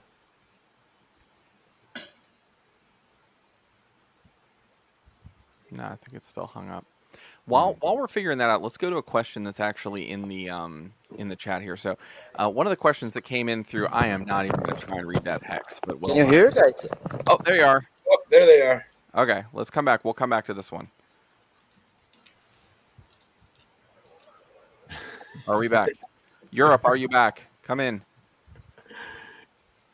All right, well, let's go to this chat here while they figure that out. So, is the stuff in the warehouse perishable or alive? What a wonderful question. Because yeah, I mean, we saw this with the Maersk ransomware that was not Petya, and stuff was perishable on boats, and there was all kinds of lawsuits and whatnot. So great question. Contamination by leaking, chickens that might run or spread bird flu, these warehouses for livestock? No. So great question. And these are the types of things that you should be asking during a tabletop exercise. What's in the warehouse? What's in the box? And the answer to this is non-perishable goods. So this specific warehouse is fulfilling things for those of you who've used like Amazon Fresh or things like that in the US or other comparable services. Often you can get cereal and canned goods and things like that delivered, but maybe you can't get eggs and lettuce and things like that. So this particular warehouse, there's no concern about things being kept in refrigeration that are in motion, or animals or livestock that potentially would have health or safety issues without the system. So great question. We're now selling soup. Yes, it's all melted and selling soup. Okay, so yeah, I think the answer to the question is this a security issue yet? A cyber security incident based on what I've said so far?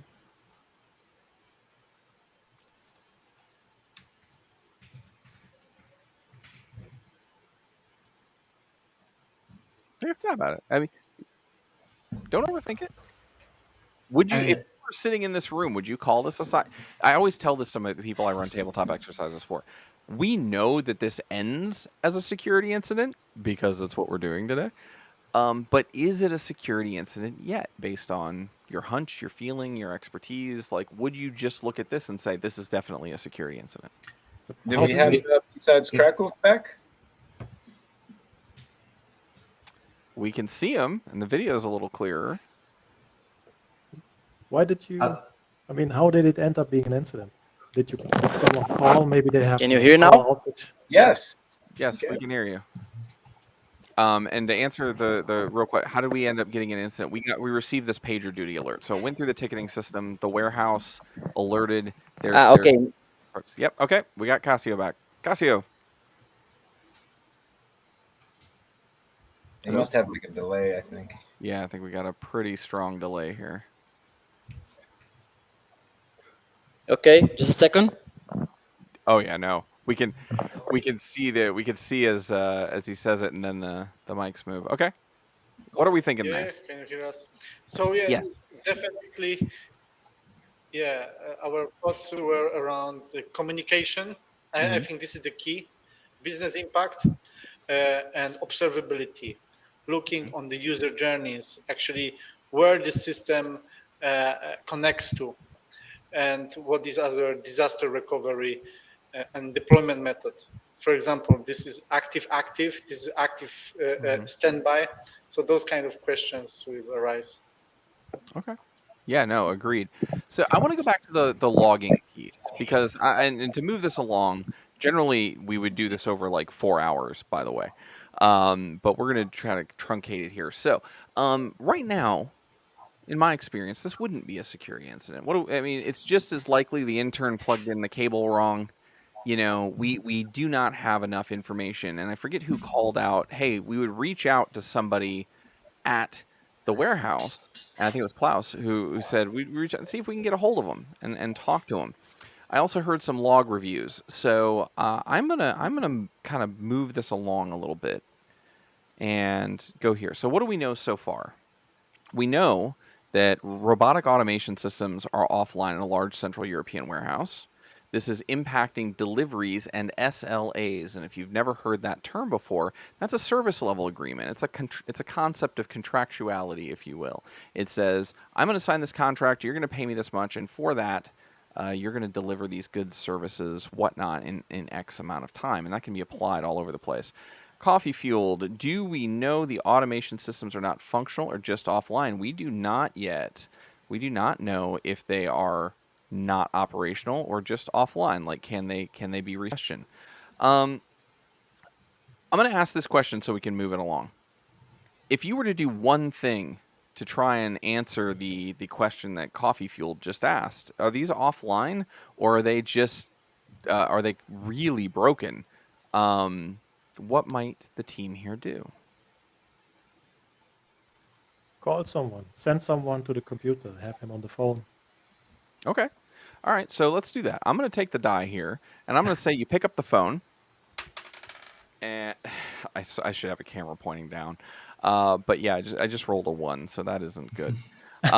So yeah, you pick up the phone, you call the warehouse, and you say, hey, we got your number from the ticket to reach out to you, and basically you get a security guard who's on staff. They do not know what to do, and they're like, yeah, I don't know, stuff's not working.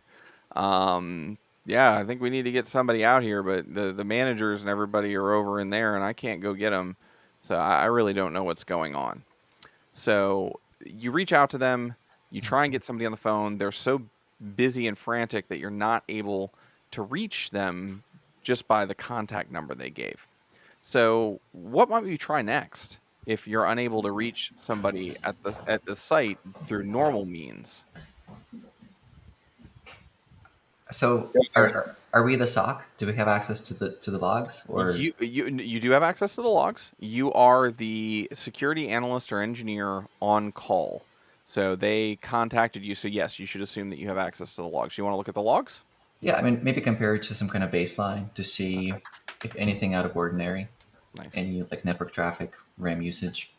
Okay. Things like that. This time you rolled an 11, which is good. You just barely passed. Which you're going to go into the logs because you can't get a hold of someone, and you start looking, and you see 2 days ago somebody ran an update on the automation servers that updated the firmware on the bots. But you just barely passed. You had an 11. So all that log is telling you is that a new software version was installed, and it was installed into the firmware on all the bots. And when they restarted, they stopped working. You have no other information on that because of the role there. So yeah, so what have we learned so far? And again, I hate kind of rushing through this, but I'm giving you like this super high level overview. What have we learned so far? We learned, of course, that one, yes, some sort of firmware went in, but I would argue that that doesn't necessarily mean that it wasn't supposed to. It could be an approved change. It could be something that somebody came out to do based on a ticket. But yeah, now they're not working. And we looked in the logs. We found a few logs being written into the environment, but not much else showing what happened with this update. So I'm going to move on into day 2, but I do need to keep in mind as we move into day 2, and it was supposed to be the weekend, and you've had a long week, and when I go to roll again to kind of figure out the direction of the story, we're going to do a -1. So from now on, you have to roll a 12 or higher, or I will just keep giving you reasons why your stuff didn't work. So we'll go into there. So what do we learn here? So we learned the update, right? Somebody came in and did an update. So now we're moving into this kind of virtual day 2, right? Now everyone has an idea. Yeah, something definitely happened. Now we got to figure out what. So what happened? One, I included a note here from McKinsey and Company from 2021, and you'll notice I don't use a specific retailer because one, y'all don't work there, and two, I don't want to call out some retailer saying their bots can be hacked. That would be bad. So, but this article here shows that a lot of these European grocer websites or service providers and delivery people, they're using this type of robotic automation, and they rely on it. It's becoming more and more. It's really becoming the scene from Hackers, from the classic cult film Hackers, where they say, "Well, just put the boats under manual control," and he's like, "It doesn't exist anymore. You can't do it." Right? These processes are so embedded that as they become more complex and more embedded, it's almost impossible to reverse. So yeah, here's what happened. 2 days ago, someone claiming to be from, quote, headquarters came to the warehouse with a work order. Everything looked legit, right? They had a badge, they had the clothes, they said all the right words, and they said, "We've got to run this update on the robots." And they said, "Great, the machine's over there." They plugged in a USB drive and into the server there, did the updates, and left. Robots still working. After they got out of the building, 2 days later, the bots stopped, right? So that matches your log files. Is this a crisis at this point? Would you define this as a crisis for this organization? Not yet. I'd want to contact IT ops or engineering or maintenance or whatever the department's called first. Yep. Yeah. So what's the question you want to ask them? Was there a work order? Yeah. Was there a change? And there was opinion from the team here in Krakow about the possibility of rolling back this update, if it's possible. Just to check it out. Yeah, so let me answer that question first and go back to the other one, because the other one drives forward and the one you asked is detail. So can we roll it back? Absolutely. There's a reason I said firmware, because each individual robot has to be plugged into its diagnostic mode, and the firmware rolled back. And for anyone who's updated firmware, whether it be on a motherboard, whether it be on a robot, these are not only time-consuming things, but precarious things. And if they've got hundreds of robots in this facility, it's going to take a while to even get the working fleet back online.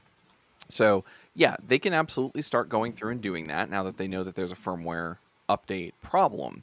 So they can start working that problem in parallel. Now I'm going to roll again here.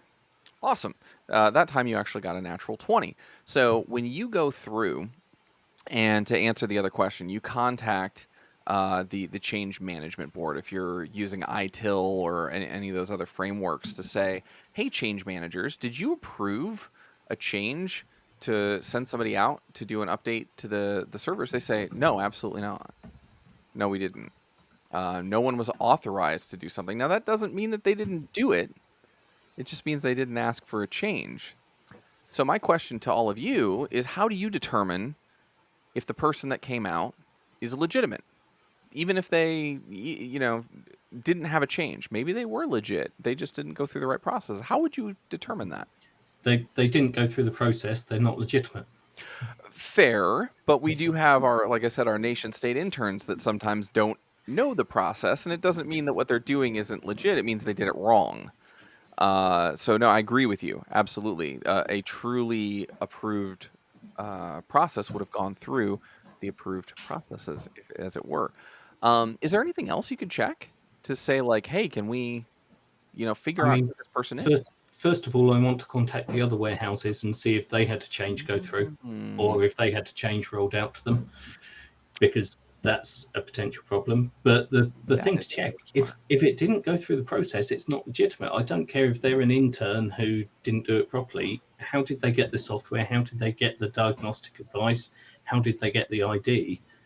There should be no situation in which they can do that without going through the change control. And if there is at something this critical, then there's a real problem. Oh yeah, no, I agree with you wholeheartedly, and I think where we're kind of going with that, and where I agree with you, is something legitimate would go through the process, and then more specifically, if the process allows for something illegitimate to happen, the process is absolutely broken. Because it's allowing for that. So I definitely agree with you on the idea that anything not conforming to it should be considered illegitimate because it's not conforming to the process. So totally get, I think, what you're putting down there. Now, with that said, I think Krakow has a question. Oh, yeah, sorry. Forgive me. Yeah, go ahead.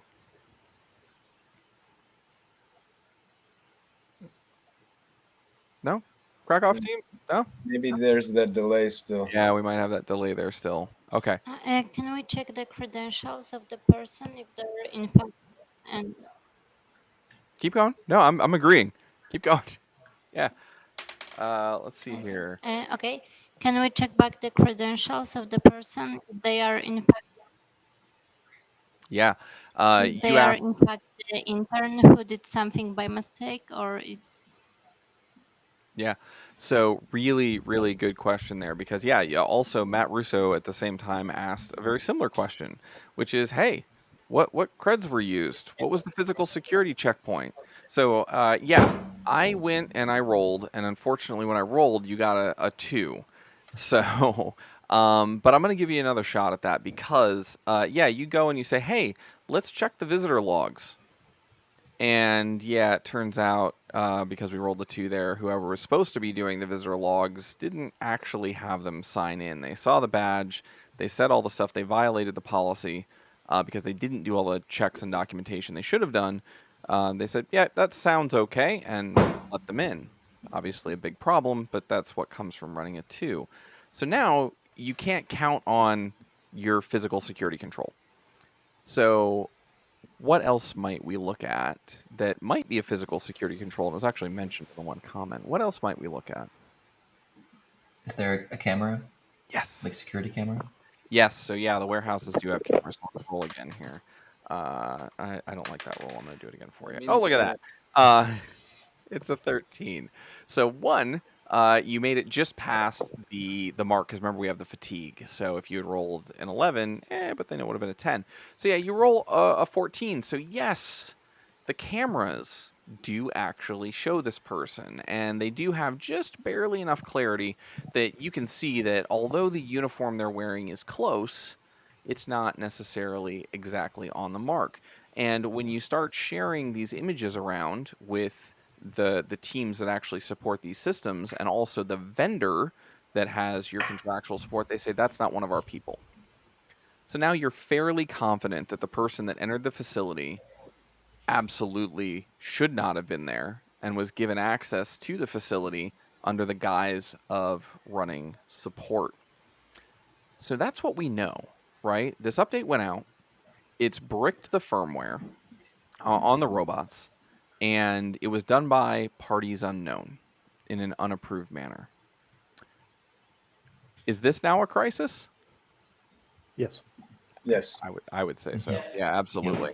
You've got an untrusted, unvalidated person inside of your environment. They were able to gain physical access to a system of mass importance, and now you've got a bunch of systems that are offline.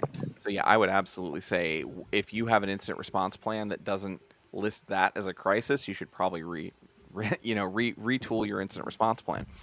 Now that we know that, what might your next steps be? I really liked, I think it was James that said it, but if it was somebody else, forgive me. I really liked the idea of the parallel, let's start running these updates. Would we start running these updates at this point? I mean, maybe it would be a good idea to identify them by their IP and their geolocation, because maybe they're controlling those robots online, and Okay. this way we can reach out to them. Okay. So I'm gonna roll here. You got an 8. All right. So that one didn't pass. So you went through and checked the logs, and you weren't seeing any command and control traffic.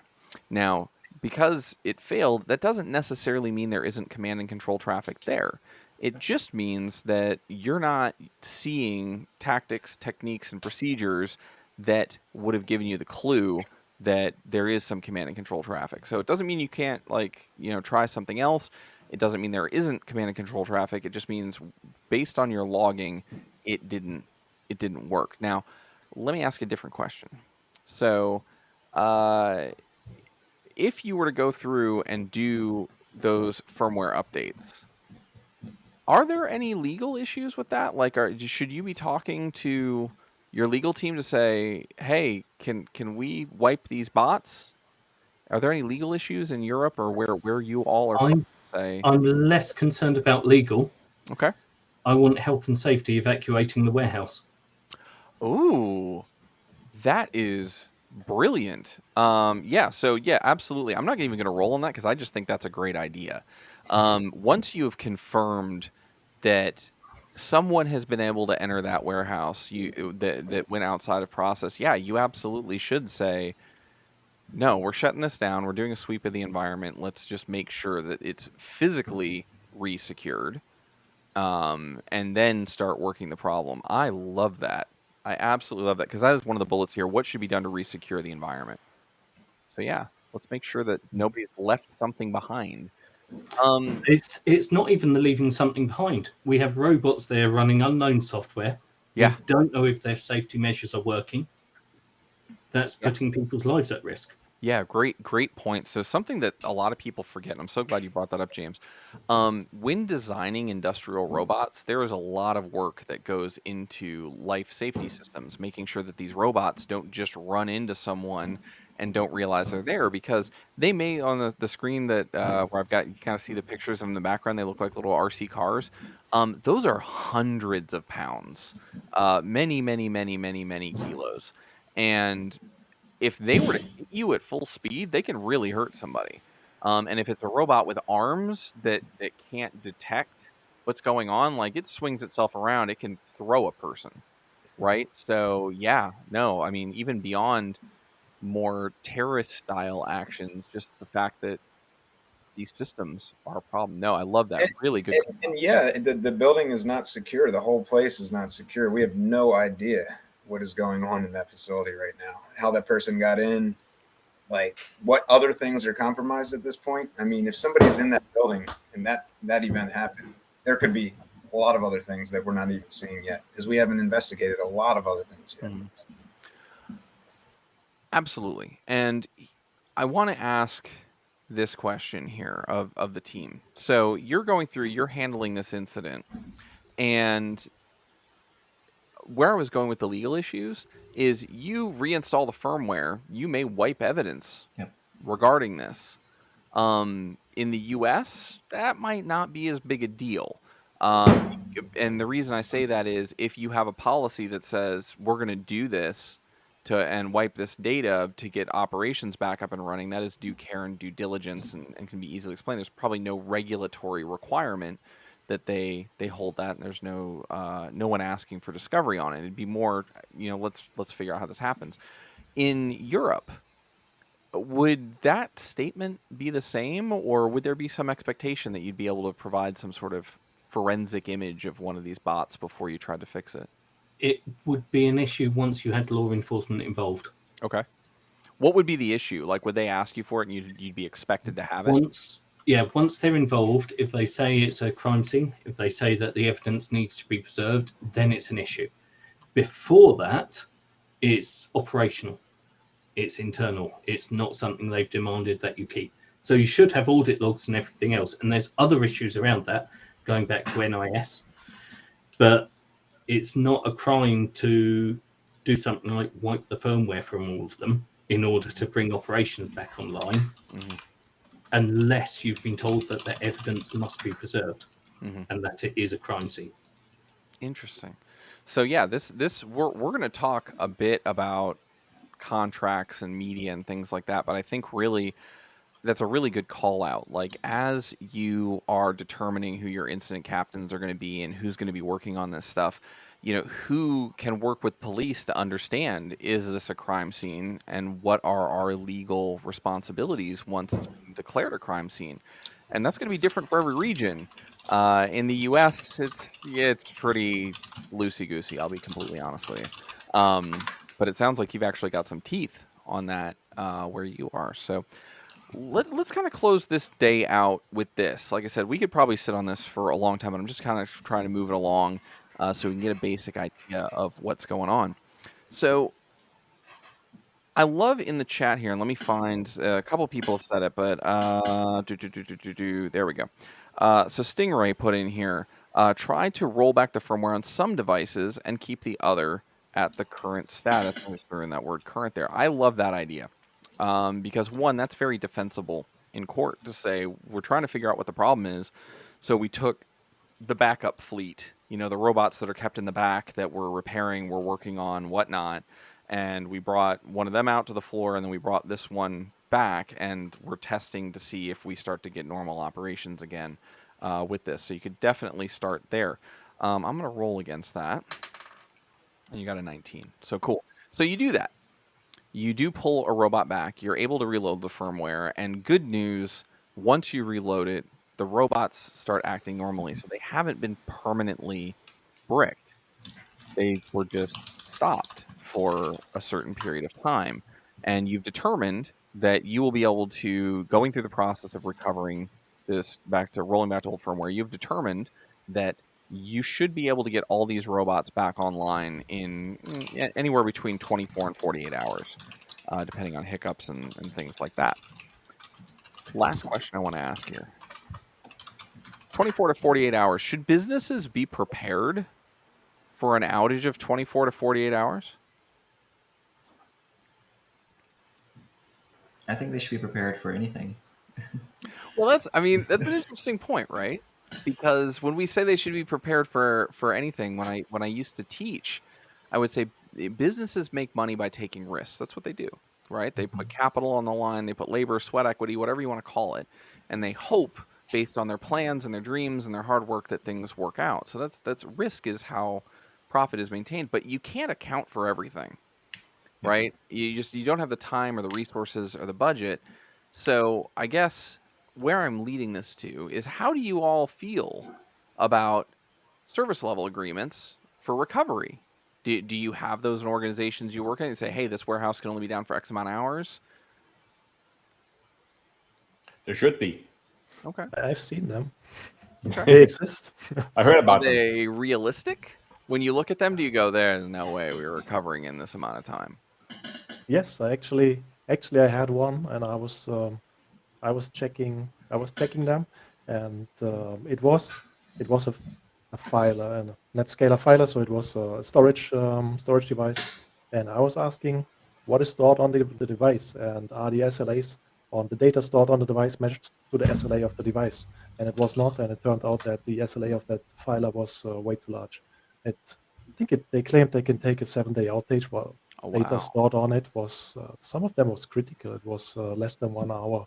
Was that's the highest SLA. Go ahead. They exist. I don't know how serious this is. This is one of the largest companies in Germany, and they have some regulatory compliance, especially something like NIS in the UK. This is CRITIS in Germany, critical infrastructure. So they are audited, and they must have that, as far as I know. So we got a couple interesting comments here. I love that people are giving this. Yes.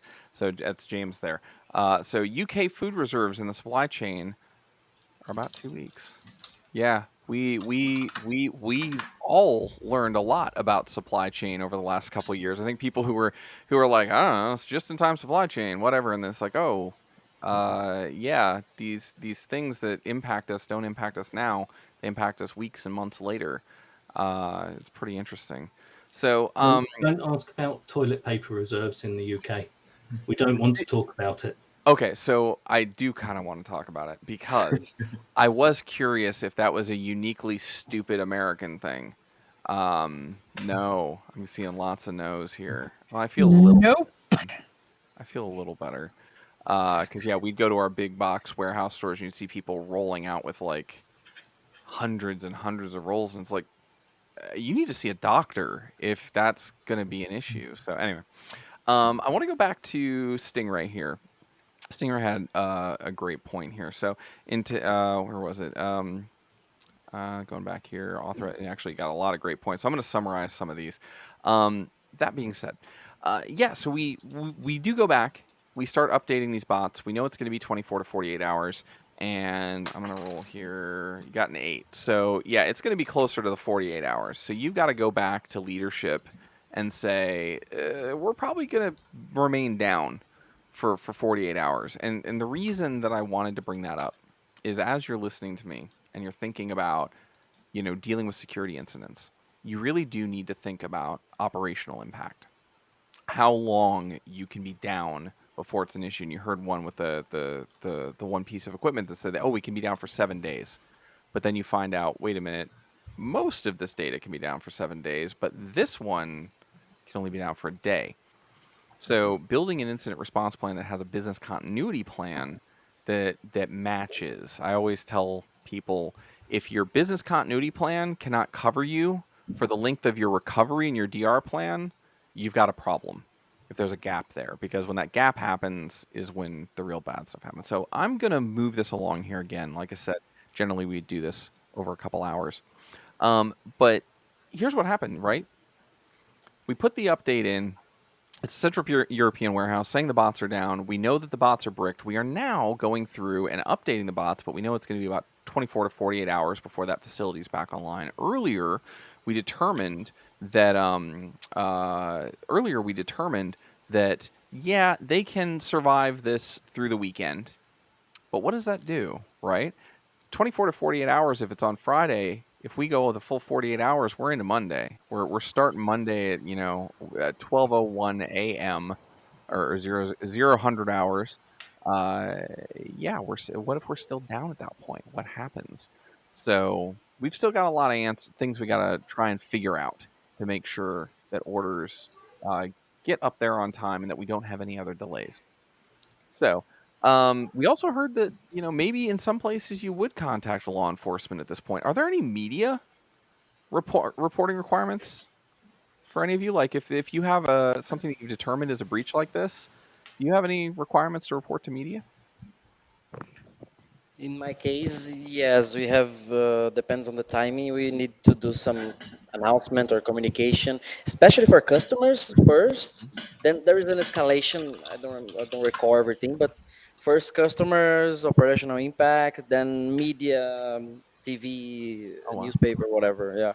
But is that part of your company? And I don't want you to speak specifically to your company, but is that more? I should ask the question so you can answer it.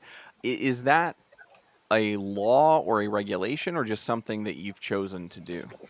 No, it's specific on the regulation depending on the industry. Oh wow. Okay. That is interesting because we do have some of that in the U.S. If you have certain violations of HIPAA, which is our Health Insurance Portability and Accountability Act, which would be considered PHI, patient health information, things like that, there are certainly some media reporting requirements if you cannot reach the customers. If something like the numbers around 100, like if there's 100 people you can't reach in that area, you have to report it to media. But somebody can correct me in the chat if they have better info than I do. So yeah, we're kind of in a spot right now, right? Someone arriving, claiming to work there. We're starting to get things set up, and we're moving into day 3, where now we've got a -2 roll, and oh bugger, the hacktivist. Yeah, so here's the thing, right? Here's the new thing you learn. You're contacted by a hacktivist group. Now, I won't say which one. I actually hate using the hoodied anonymous, Guy Fawkes kind of thing, but it's the thing that speaks to most people. They know exactly what I'm talking about when I say this. But they shared a video demand with you. They have video footage that they've shared that shows evidence of data that they've stolen on your employees, your customers, your vendors, suppliers, anyone that you have data on that has some sort of relationship to your organization. And they're doing this, quote, they're fighting back against companies that are automating people out of jobs. They are the modern day Luddites. They are smashing the machine of industrial revolution. And for that, they want 20 Bitcoin to stay quiet. So what you very quickly find out is that the robots were a distraction. They were just to keep everyone looking in that direction. And really what was happening was more like a second stage ransomware attack. They were exfilling data. So that one role that you failed that might have looked at command and control and exfil data, I might have been able to tell you this previously, but that role failed. So now that you see this, you know, or at least you believe that data is left because they've given you evidence in this video that shows that. Yeah, so they want that 20 Bitcoin, which I think when I checked the other day, that was something like 700,000 USD and whatever that converts to in your country. So yeah, you got a Bitcoin problem, you got a data leak problem, and you've got a problem that very well may become very, very public pretty quickly. So what are your thoughts? My dad, Dario says, but your die seems weighted to low numbers. Maybe. No, you got a 20 and 19 on 2 of them, so I don't know. Are we, Anyway. Can you are hear we me now or consumer no? facing? Sorry. Go ahead. Sorry, can you hear me now or not? Yes, we can hear you. I have two questions. Is this hacktivist group, do they have history of releasing, did they do it before? And if paid, if they're doing what they say, if they have history of that? And another one is, are we insured for that amount? Can the insurance pay it? Because they often ask for the exact amount of the insurance. Great questions. Yeah. So, in kind of in reverse order, do you have cyber insurance? Yes. Let me roll here. You got an 18. Yeah. So your cyber insurance would cover this, right? So you got an 18. You check your policy, and they actually have something really great, which a lot of cyber insurance policies have now, which is they will. They have a ransomware kind of payment negotiator that can go through and help you navigate. One, it's not easy to go buy $700,000 USD in Bitcoin. You can't just show up at the bank and buy it. So often they keep a store of Bitcoin and then they can invoice you for it and that kind of thing. But they can also determine if you're allowed to. In the United States, there are rules around funding terrorist organizations, and a lot of these APT groups are linked to different nation states and terrorist organizations and whatnot that you're not allowed to pay. So I'll ask this question to all of you, and then I'll answer the other one. What APT group is it?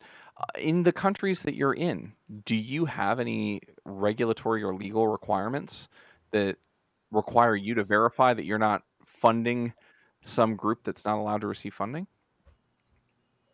In international law, everyone does. Okay. I call this out mostly just so we can talk about it. But yeah, no, there's definitely like Wassenaar arrangement for munitions and other international laws that would cover that. Are there any specific country laws though that prohibit you from, because some international laws list some organizations and some countries list more with those. Any laws that are in your individual countries that make you go, hey, I've got to check with somebody before I do this? Not that I know of in Denmark. I know that we have a couple of, at the national level, a couple of negotiators that can come in and, well, basically their job is not to pay, but to pull the right amount of time in order for the people to actually do the incident response and stop that. But regardless of that, it all of a sudden this does become a legal and PR problem as well. And I guess the best case scenario it is to involve them in from now on in what happens and how it happens and how do we communicate that outside. And there's this sweet dear law called GDPR that also puts pressure from a announcement perspective of data leaks. Mm-hmm. Yeah, no, and that's you hit it dead on, and also James in the chat kind of pulled this up as well, so I'm going to show it because this is important to call out for folks. So cyber insurance policies definitely do not subsidize the ransomware industry. 100% agree, and that's why a lot of what I mentioned, those ransomware negotiators, they will help you navigate that. They'll be like, no, this APT group, you cannot pay them, or you are going to be on the wrong side of a different issue. So we've got to figure out another way to reach some sort of resolution, whether it be loading from backups or just eating the fines and running with it. So they are going to be able to advise you the right way to go, and that's again because you rolled an 18 on your cyber insurance policy. So the other question you asked was, which APT group is it? I specifically didn't define one. Because I wanted to have this conversation. Now, there are several APT groups that were very successful in doing second stage ransomware and extortion. They ransom you, then they say, hey, we've also got your data, and if you don't pay us because you have backups, we're going to leak it, causing you more problems.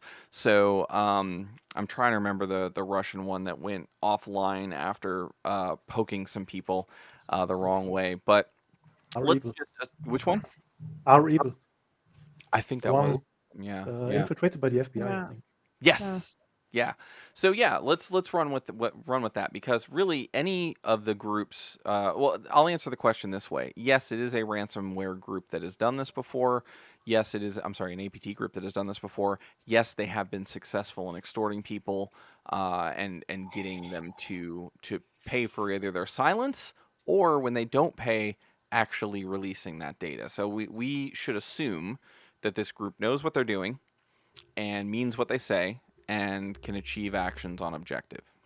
So very, very good questions. Let me ask these questions so we can move through the last couple of days here.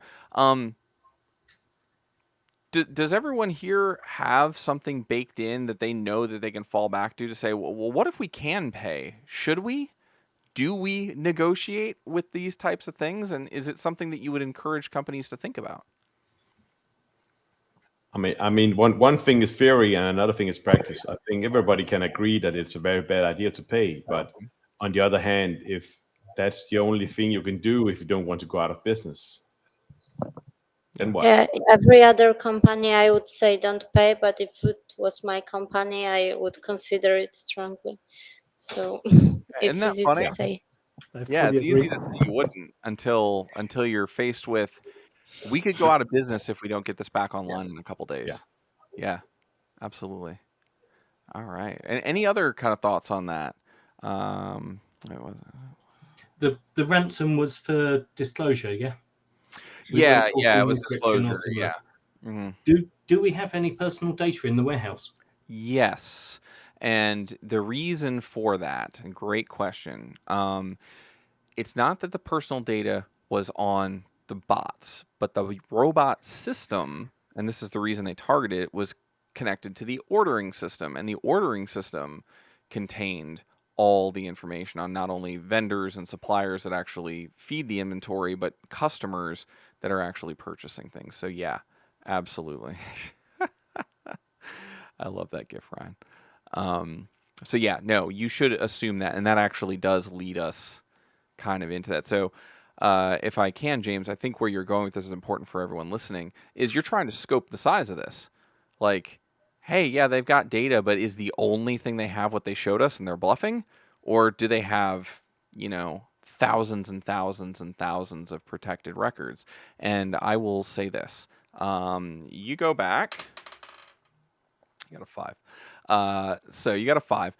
You go back and you go to the teams that say, hey, or you go to them and say, hey, what data stores, what data does this system have access to? And they all kind of look at each other and go, we've never thought about that. It's just the orders come in, the robots fulfill them. I assume everything. So the failure on that 5 roll is that they can't scope it down for you. So you've got to assume going into this that a breach of that system is all your customer data, all your vendor data, all your employee data, and all your supplier data. So yeah, it's not great. So with that information, as professionals, and you know that you've got 48 hours to resolve this before your BCP doesn't cover it, do you think about paying the 20 Bitcoin?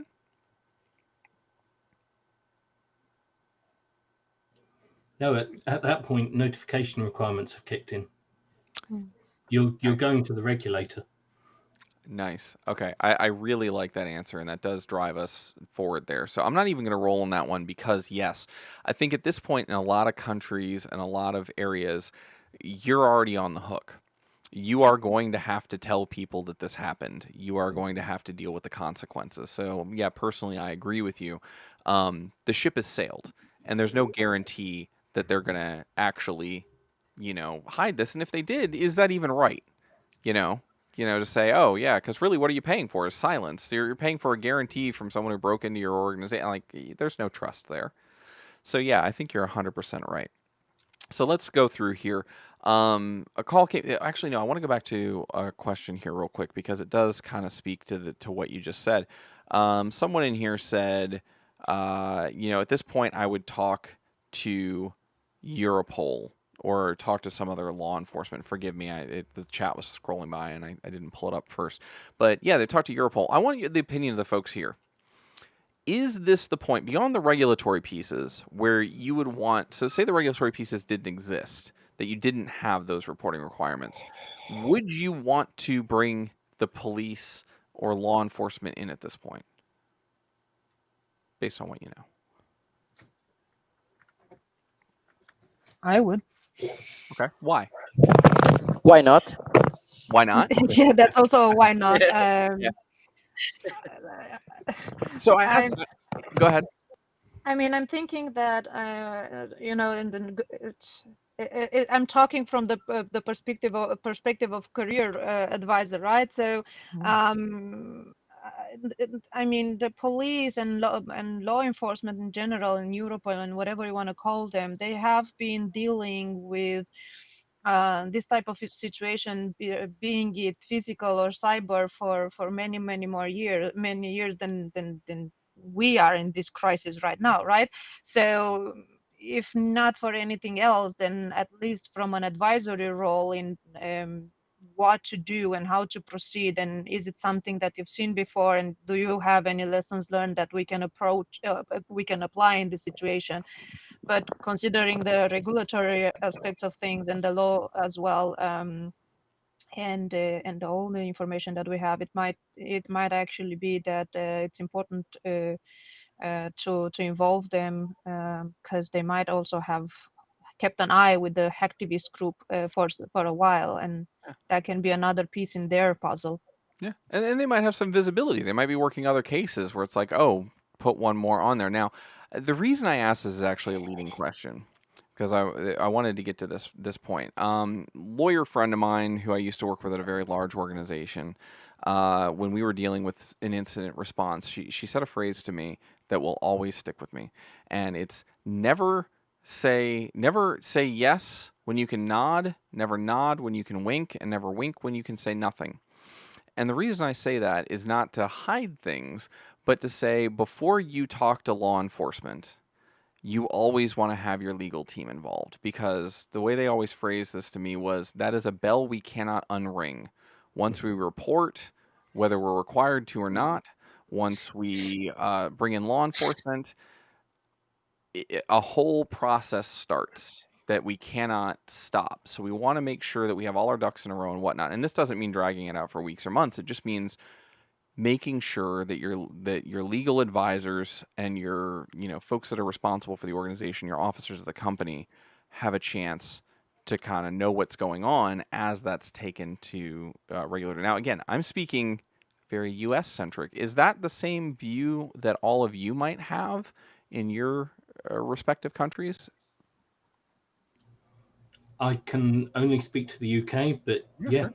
Absolutely. You would go to the regulator can advise, but doesn't necessarily kick off process immediately. And we've seen this a few times recently with various breaches. The moment you go to the police, to law enforcement, it's a very different matter than going to the regulator. And on top of that, it's not necessarily in their remit. Right. Yeah.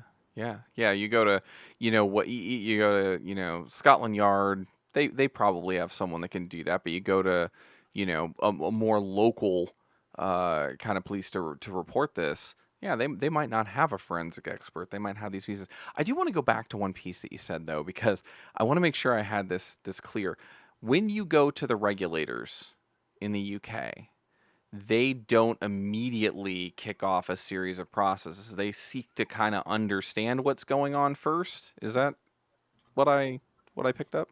So a recent one would be the ICO, so Information Commissioner's Office, Mhm. who were reportedly brought in on a breach of the electoral roll about a year ago now, which was only announced in the last couple of weeks, because they're there to advise, they're there to give a proportionate response. They are not there just to announce the incident to everyone. They are there to contain it and deal with it, in theory. So your regulator isn't there just to put a kicking in and pursue the people who caused it. They are there to assist and contain damage in the UK. I was about to say, can you? This is why I wanted to ask. I'm like, can you send some of your regulators over here, because we could use some of that for sure. Because yeah, no, generally regulators and bureaucrats. And again, please, if you're one of those people and listening to the stream, correct me. But my experience, anecdotal though it may be, that is not the case here, which is why so many lawyers worry about it. I love the fact that that's what you just said is true. That hey, let's before we cause a panic, before we do this. I think the only place that exists in the U.S. is national security issues. They'll sit on those types of issues for a bit, run them through DoD, Congress, all that stuff. But all right, very good. Okay, Ian, I just want to jump in and say we've got 8 minutes left. For what? Till we're done. For the webcast? Yeah. Oh my gosh, why didn't you interrupt me? We didn't even talk about news. All right, so let's go through this. I think this was a very good experience. Yeah, so with these last two we can do pretty quickly. So yeah, no, I wasn't running a timer. I was expecting someone to be like, shut up. So anyway, like I said, it's generally a 4-hour thing. So the media, here's what's happened. That hacktivist video, yeah, turns out to put just a little bit more pressure on you paying. What did they do? They sent this to the media, and I listened to a lot of BBC, so I just chose the BBC. You can choose, whatever big media provider in your country, and the BBC picked it up because they're global, and they said, hey, we got this video from this hacktivist saying that your outage at this warehouse, not only is they're responsible for it, but they've got a whole bunch of data. And we watched it, and we see some evidence here, and it looks like not only is it GDPR protected, but it might be other protected regulatory data. How are you addressing this? Oh, and to make the situation even a little bit worse, they went through and contacted some of your vendors and suppliers for comment. Did you know about this? Did you know your data's been leaked? Yeah. So now what do we do?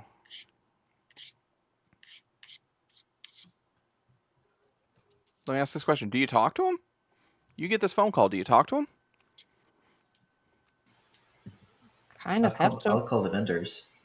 You call the vendors. Okay, yeah. No, you call the vendors. Yeah. No, not the vendors. Yeah, maybe a stores. good practice would be to talk to the vendors, suppliers. Yeah, these guys, not the bad guys, but yeah. Yeah. I like that approach. But the question really is, you get that phone call from media. Do you talk to them? Could you please contact the legal team on this number and email address? Aware of it when we started already dealing.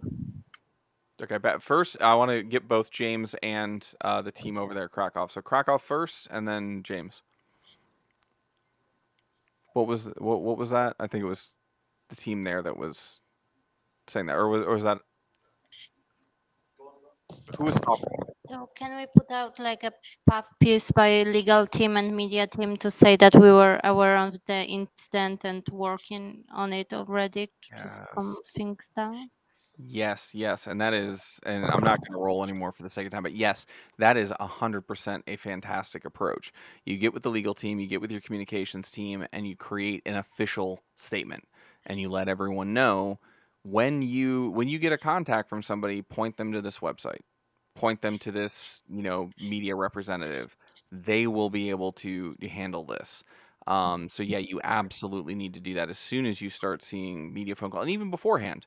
A lot of big companies will keep press releases kind of like in a folder that's like, what do we say if we get breached? What do we say if, we have an outage? What if we say if the CEO dies? And they'll kind of workshop those and keep them in there so they have a rough draft. So yes, absolutely, you would do that. I loved that you called out the vendors and suppliers. And so that we can wrap up with a few minutes, I'm just going to lead us through the last bit of this. So sorry for going a little long there, but yeah. So let's take a look here. So yeah, the media reaches out. You definitely need to have a media policy, something that people are aware of. Who is allowed to talk to these organizations and who's not. And then specifically, if they're not and they keep getting contact, they also need a process to be able to say, yeah, unfortunately, I can't comment, but if you'd like to speak to our media coordinator, this is their number, or this is the website that you can go to get more information, and they can hang up, or they can, respond back with an email and be done.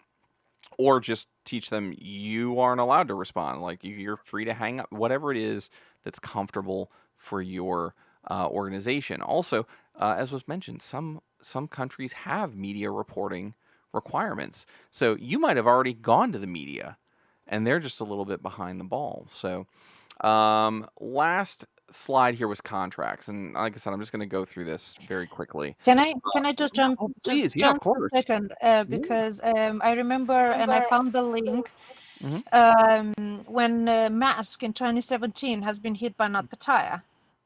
I think that the way that they dealt with the whole press situation, it was actually pretty damn cool. They made an official release, and if you guys, I'm going to put the link in the chat for everyone who wants that. But the thing is that they had great communication people behind that press release, where they started actually by confirming that this is happening and this is and how many systems and so on, and exactly what they were in the situation that they are able to communicate with the crew and the vessels, and the crew are safe and so on.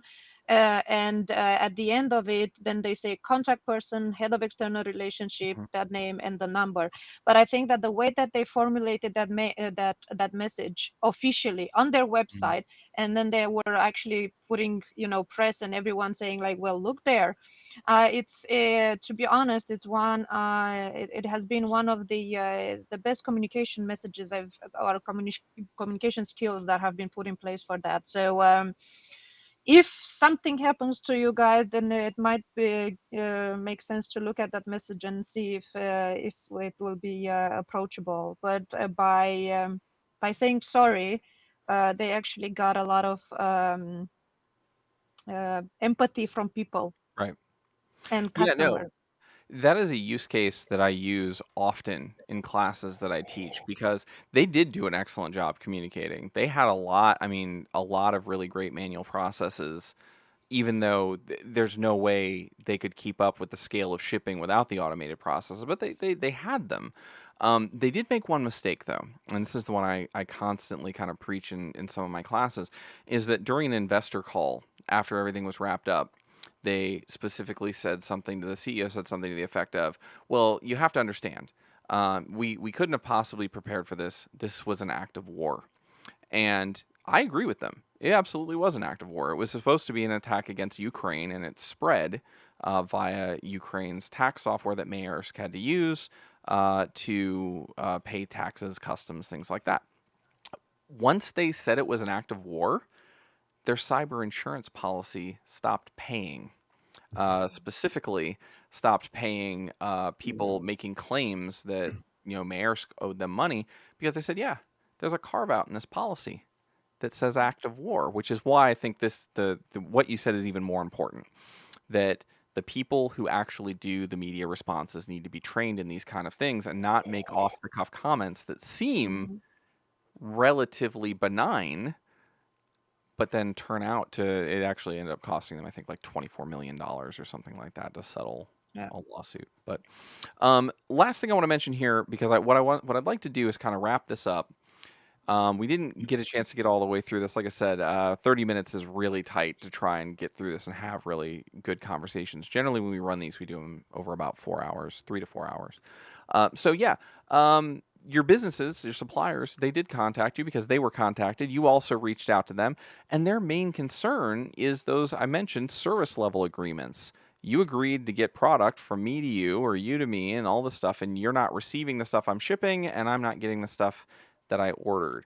And they want to know who's responsible, up to and including, like we just talked about, cyber insurance. So the thought that I will leave you with on this contract slide is, as you are planning an incident response plan or a business continuity plan, just understanding how quickly you can get the environment back up isn't always the full picture. You need to work with your business teams, you need to work with your legal teams and say, what are our contractual obligations? Are there companies that we need to be up faster for than others? And can we do it? Can we meet those obligations, or do we just know that if this happens, we're just going to have to eat the cost? And that, frankly, is an option. So let's just do the conclusion. So what actually happened, right? So let's pull that slide back up. So yeah, an APT group targeted your automation systems, and they took the robots offline. This was all completely a red herring. It was just to take a very fancy piece of technology that people would be very concerned with, knock it offline so that they would be forced to dedicate a lot of resources to getting it back online. Again, firmware updates, manually having to go and touch these things.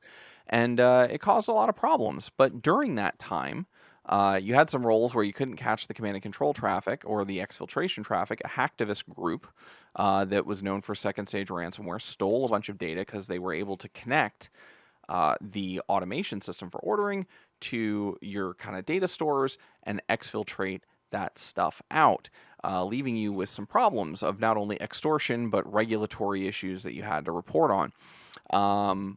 All hands on, the whole thing, like I said, was a red herring. It was getting all hands on deck to look at the robots while they did this other thing to try and extort you. And then after that, the media got a hold of it, and then also your vendors, your partners, folks like that. So I would generally end with, is this realistic? But what I'd like to end with is with y'all. We're 2 minutes over. One, what did you think of this? Did you think it was realistic? Did you think it's something that companies should prepare for? General feedback. I like the use of time in the game, Ian. That we don't definitely. get that. I would say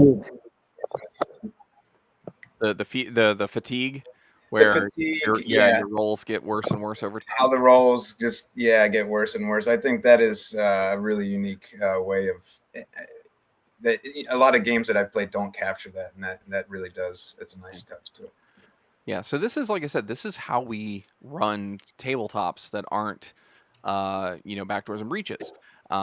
We also do the formal ones, but we are trying to blend a little bit of gamification, a little bit of, hey, that's great, you had a plan, what happens when it doesn't work? I want to do this real quick, and please, anyone in chat, feel free to put your notes in there. James, you've got some notes in there as well, but we'll start with you, because what we'd like to do is open up the opportunity to one. What are your what's your key takeaway from this conversation? And then, what are some of the things that you're working on, whether it be conferences, whether it be tools, whether it be whatever, that we can make sure we get a link out to folks so they can check out what you're doing. So we'll start with James, and then we'll just kind of go around the horn and have everyone give their final thought and where to find what they're working on next. So key takeaway, I don't think the realism matters in these things a lot of the time, because you're dealing with the incident response process, you're dealing with all of the considerations around it. Just because a particular scenario isn't necessarily realistic, you may not have someone infiltrating your warehouse. All of the considerations that come out from it are ones that you do need to think about and prepare for. In terms of things that we do, I mean, one of the things I'm doing is tabletop scenarios along these lines, but we've not got the dice. I might bring them in. The other one is at BSides Newcastle. I'm running a workshop for people who want to give their first talk. So if anyone's interested and going to BSides Newcastle, come along. Excellent. No, let's get the if you want to, in the private chat, put the BSides Newcastle link in there that you'd like people to go to, and then Ryan can get it up on the screen here while we're going through the other folks here. So excellent. Let's go over to Andretta. Yeah, great. I actually agree with James with the with the realistic version of or not. I think regardless of the scenario, it actually just open up people's minds and eyes for other situations that they haven't been thinking about, or at least just activating that muscle of how to think incident response and business continuity. So from that point of view, I think it's a matter of regardless of what the scenario is, it's the training that matters. And with that being said, we are well, internally in the company I'm working at, we're having a lot of courses that train people within the OT security and as well as leadership, and more to come. At BSides, well, I kind of during our rant gave a bit of an idea that we're going to have 3 tracks, and then John was also saying that that he's going to be there with some backdoor and breaches. So yeah, join if you feel like playing even more incident response games. Yeah, so the same thing. Please put some links in there where you want to check you out and meet up and that. So definitely look over here to our gallery. And how about Klaus? Klaus, what's your one takeaway? Yeah, I think it's overall. I think it's a pretty realistic scenario. I mean, it can happen, but maybe not. I don't think the risk of somebody doing something physical like that is necessarily that realistic. It all depends on how much money is involved, of course. But apart from that, it's realistic, and yeah, I also think it's a cool way to go around incident response tabletops, like doing it as a game. That's I'm totally into that. Awesome. Make it more fun, I think. Yeah, no, it especially when we take the time to kind of stretch out and really get deep into conversation. Yeah, it's very cool. And I do want to remind folks that yeah, you've got a GoFundMe going, so you can come over here and kind of hang out and check out. Yeah, exactly. I'm doing a talk on living with ADHD and InfoSec, and I'm going to Wild West Hacking Fest in Deadwood to have it presented there, and or presenting my talk there, and it's a long way. I'm in Copenhagen, Denmark, so yeah, it's obviously expensive. And if you want to support me, there's a GoFundMe there, and I'll put the URL in the chat as well. Just one more time, and it's also in my name, of course. Awesome. We got that BSides Newcastle link up there too as well for those who want to check that out. So excellent. Roman, final thoughts, and where can they find you next? Yeah, so I think this is a great exercise. I mean, obviously, it'd be more relevant if the team was working for the same company, they had their own incident response plan. But I mean, I think regardless, it's a great way to ask questions and just think about possible scenarios that you might not have thought of before. And I think it's a great way to come up with a list of tasks or things to look into. So we're our team is getting ready for the Cybersecurity Awareness Month. We're going to be running a lot of CTF competitions for a lot of customers. So if any of your companies are looking for a custom CTF for your team, for your company, reach out. I'm going to be at BSides Nova on September 9th. We're helping run the CTF for BSides Kraköw. And yeah, I mean, connect with us on LinkedIn, follow us on Twitter. Reach out. And I heard you're going to be at some scrappy little conference in South Dakota called Wild West Hacking Fest as well, coming up in October. Hoping to. I have a baby on the way. So depending on that is a decent excuse. Yeah, that is a decent excuse for sure. So congratulations in advance there. So that's awesome. Cool. Let's go on here. Let's get over to Cassio and the team there in Krakow. What'd you think? Final thoughts. Oh, I got like a dark screen here. Final thought is it is dark. we'll come back to them if they're having video issues. Alexander, final thoughts. I thought it was great. I've been to some of the similar issues, incidents, but not that big. It's great to see some of the aspects, especially as you mentioned. For example, some companies do not have the SLAs; they do not know what the data criticality is. Maybe it's a good reminder for the companies to create them. This is so. I think it's a great way. It's also a cheap way, and it's also fun. It can be fun. It's less bad than having an actual incident and then getting gray hair and sleepless nights. Yeah. So. And remind us again the BSides that you've got on your shoulders. When's that coming up? So it's BSides Frankfurt, and it's on the 15th of September. So it's roughly 2.5 weeks. And I did not check if we have sold out all the tickets. As said, last time I checked there, we had 6 tickets available. It's nearly sold out. Next year will hopefully be bigger. Nice. All right. I think we had a few folks drop out there. I know Krakow was having some connection issues. So if they are not able to rejoin, I will throw out the plug for them. Their final thought was they thought this was amazing. And no, but no, definitely check out BSides Krakow. They are having their event on September 1st. We'll get a link into the chat there in just a moment. And September 2nd. Oh, it's 2nd. Forgive me. I just know when I'm flying over. Is it the 1st? I thought it was. I'm confused now. I thought it was the 1st. Hold on. Please hold. Operators are standing by. Let's take a look here. BSides. See, this is Krakow. The 2nd. It is the 2nd. Look at me. Okay, so yeah, definitely check out their website here. I'm putting it in because I needed to search for it because I am. Yeah, no, it is the 2nd. We had one question at one time, Ian. Is there going to be any games of Cubicles and Compromises at BSides Krakow? I said I responded back and said, no, we can do it if people want to. I'm game. Once I'm there, I'm game to do whatever the folks want to do. So if they want to play backdoors and breaches, they want to talk about incident response, they want to talk about ways to do other gaming, they want to do cubicles. I'm down for whatever. So we'll have a lot of fun in that room. Casio just reached out via cellular. He said their connection trouble has gotten worse. They said to say bye to everybody and thank you. Say bye for him and as well the community. So, and we hope to see you in BSides Krakow. Well, you and I will definitely see them for sure, and several of the other folks here. John, wrap it up for us. Yeah, and also I'd like to say for myself, I'll be doing a talk at BSides Newcastle as well. So that'll be a cool place to come hear me talk about cyber from a different perspective than you might have heard it.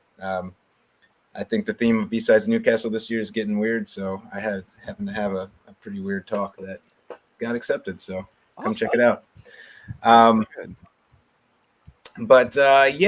Thanks everybody for joining. It's great, and thanks for sticking around. As we went into overtime, if you're still here, we're gonna keep doing these. I hope you're getting value out of this, and really for me, I love traveling around the world. I've lived in a lot of different places, and every place that I go to, I learn something about, how they do something differently. And I think we have to think about that with cyber, because, everybody is handling this differently. They're learning from each other. So again, thanks for joining us, and I hope you tune in next time. So thank you. So from all of us here at Antisyphon Training and Black Hills Information Security, thank you for joining us for another webcast. If you thought this was good, well, guess what? We got like 8 hours of it coming for you tomorrow. So definitely check out the Blue Team Summit at www.antisyphontraining.com. And you can hear us go on for many hours tomorrow about bringing in different speakers and talking about different items there. And then if you're interested in training, of course, you can stick around for that too. There's free and low cost, high quality training on Thursday and Friday, and there's still spots available. So like I said, from myself, Ian Meyer, and everyone here at Black Hills Information Security, thank you for joining us. We hope to see you soon, and can't wait to see some of you in Europe. We'll see you in a few days. So have a good one. Ryan. Yeah.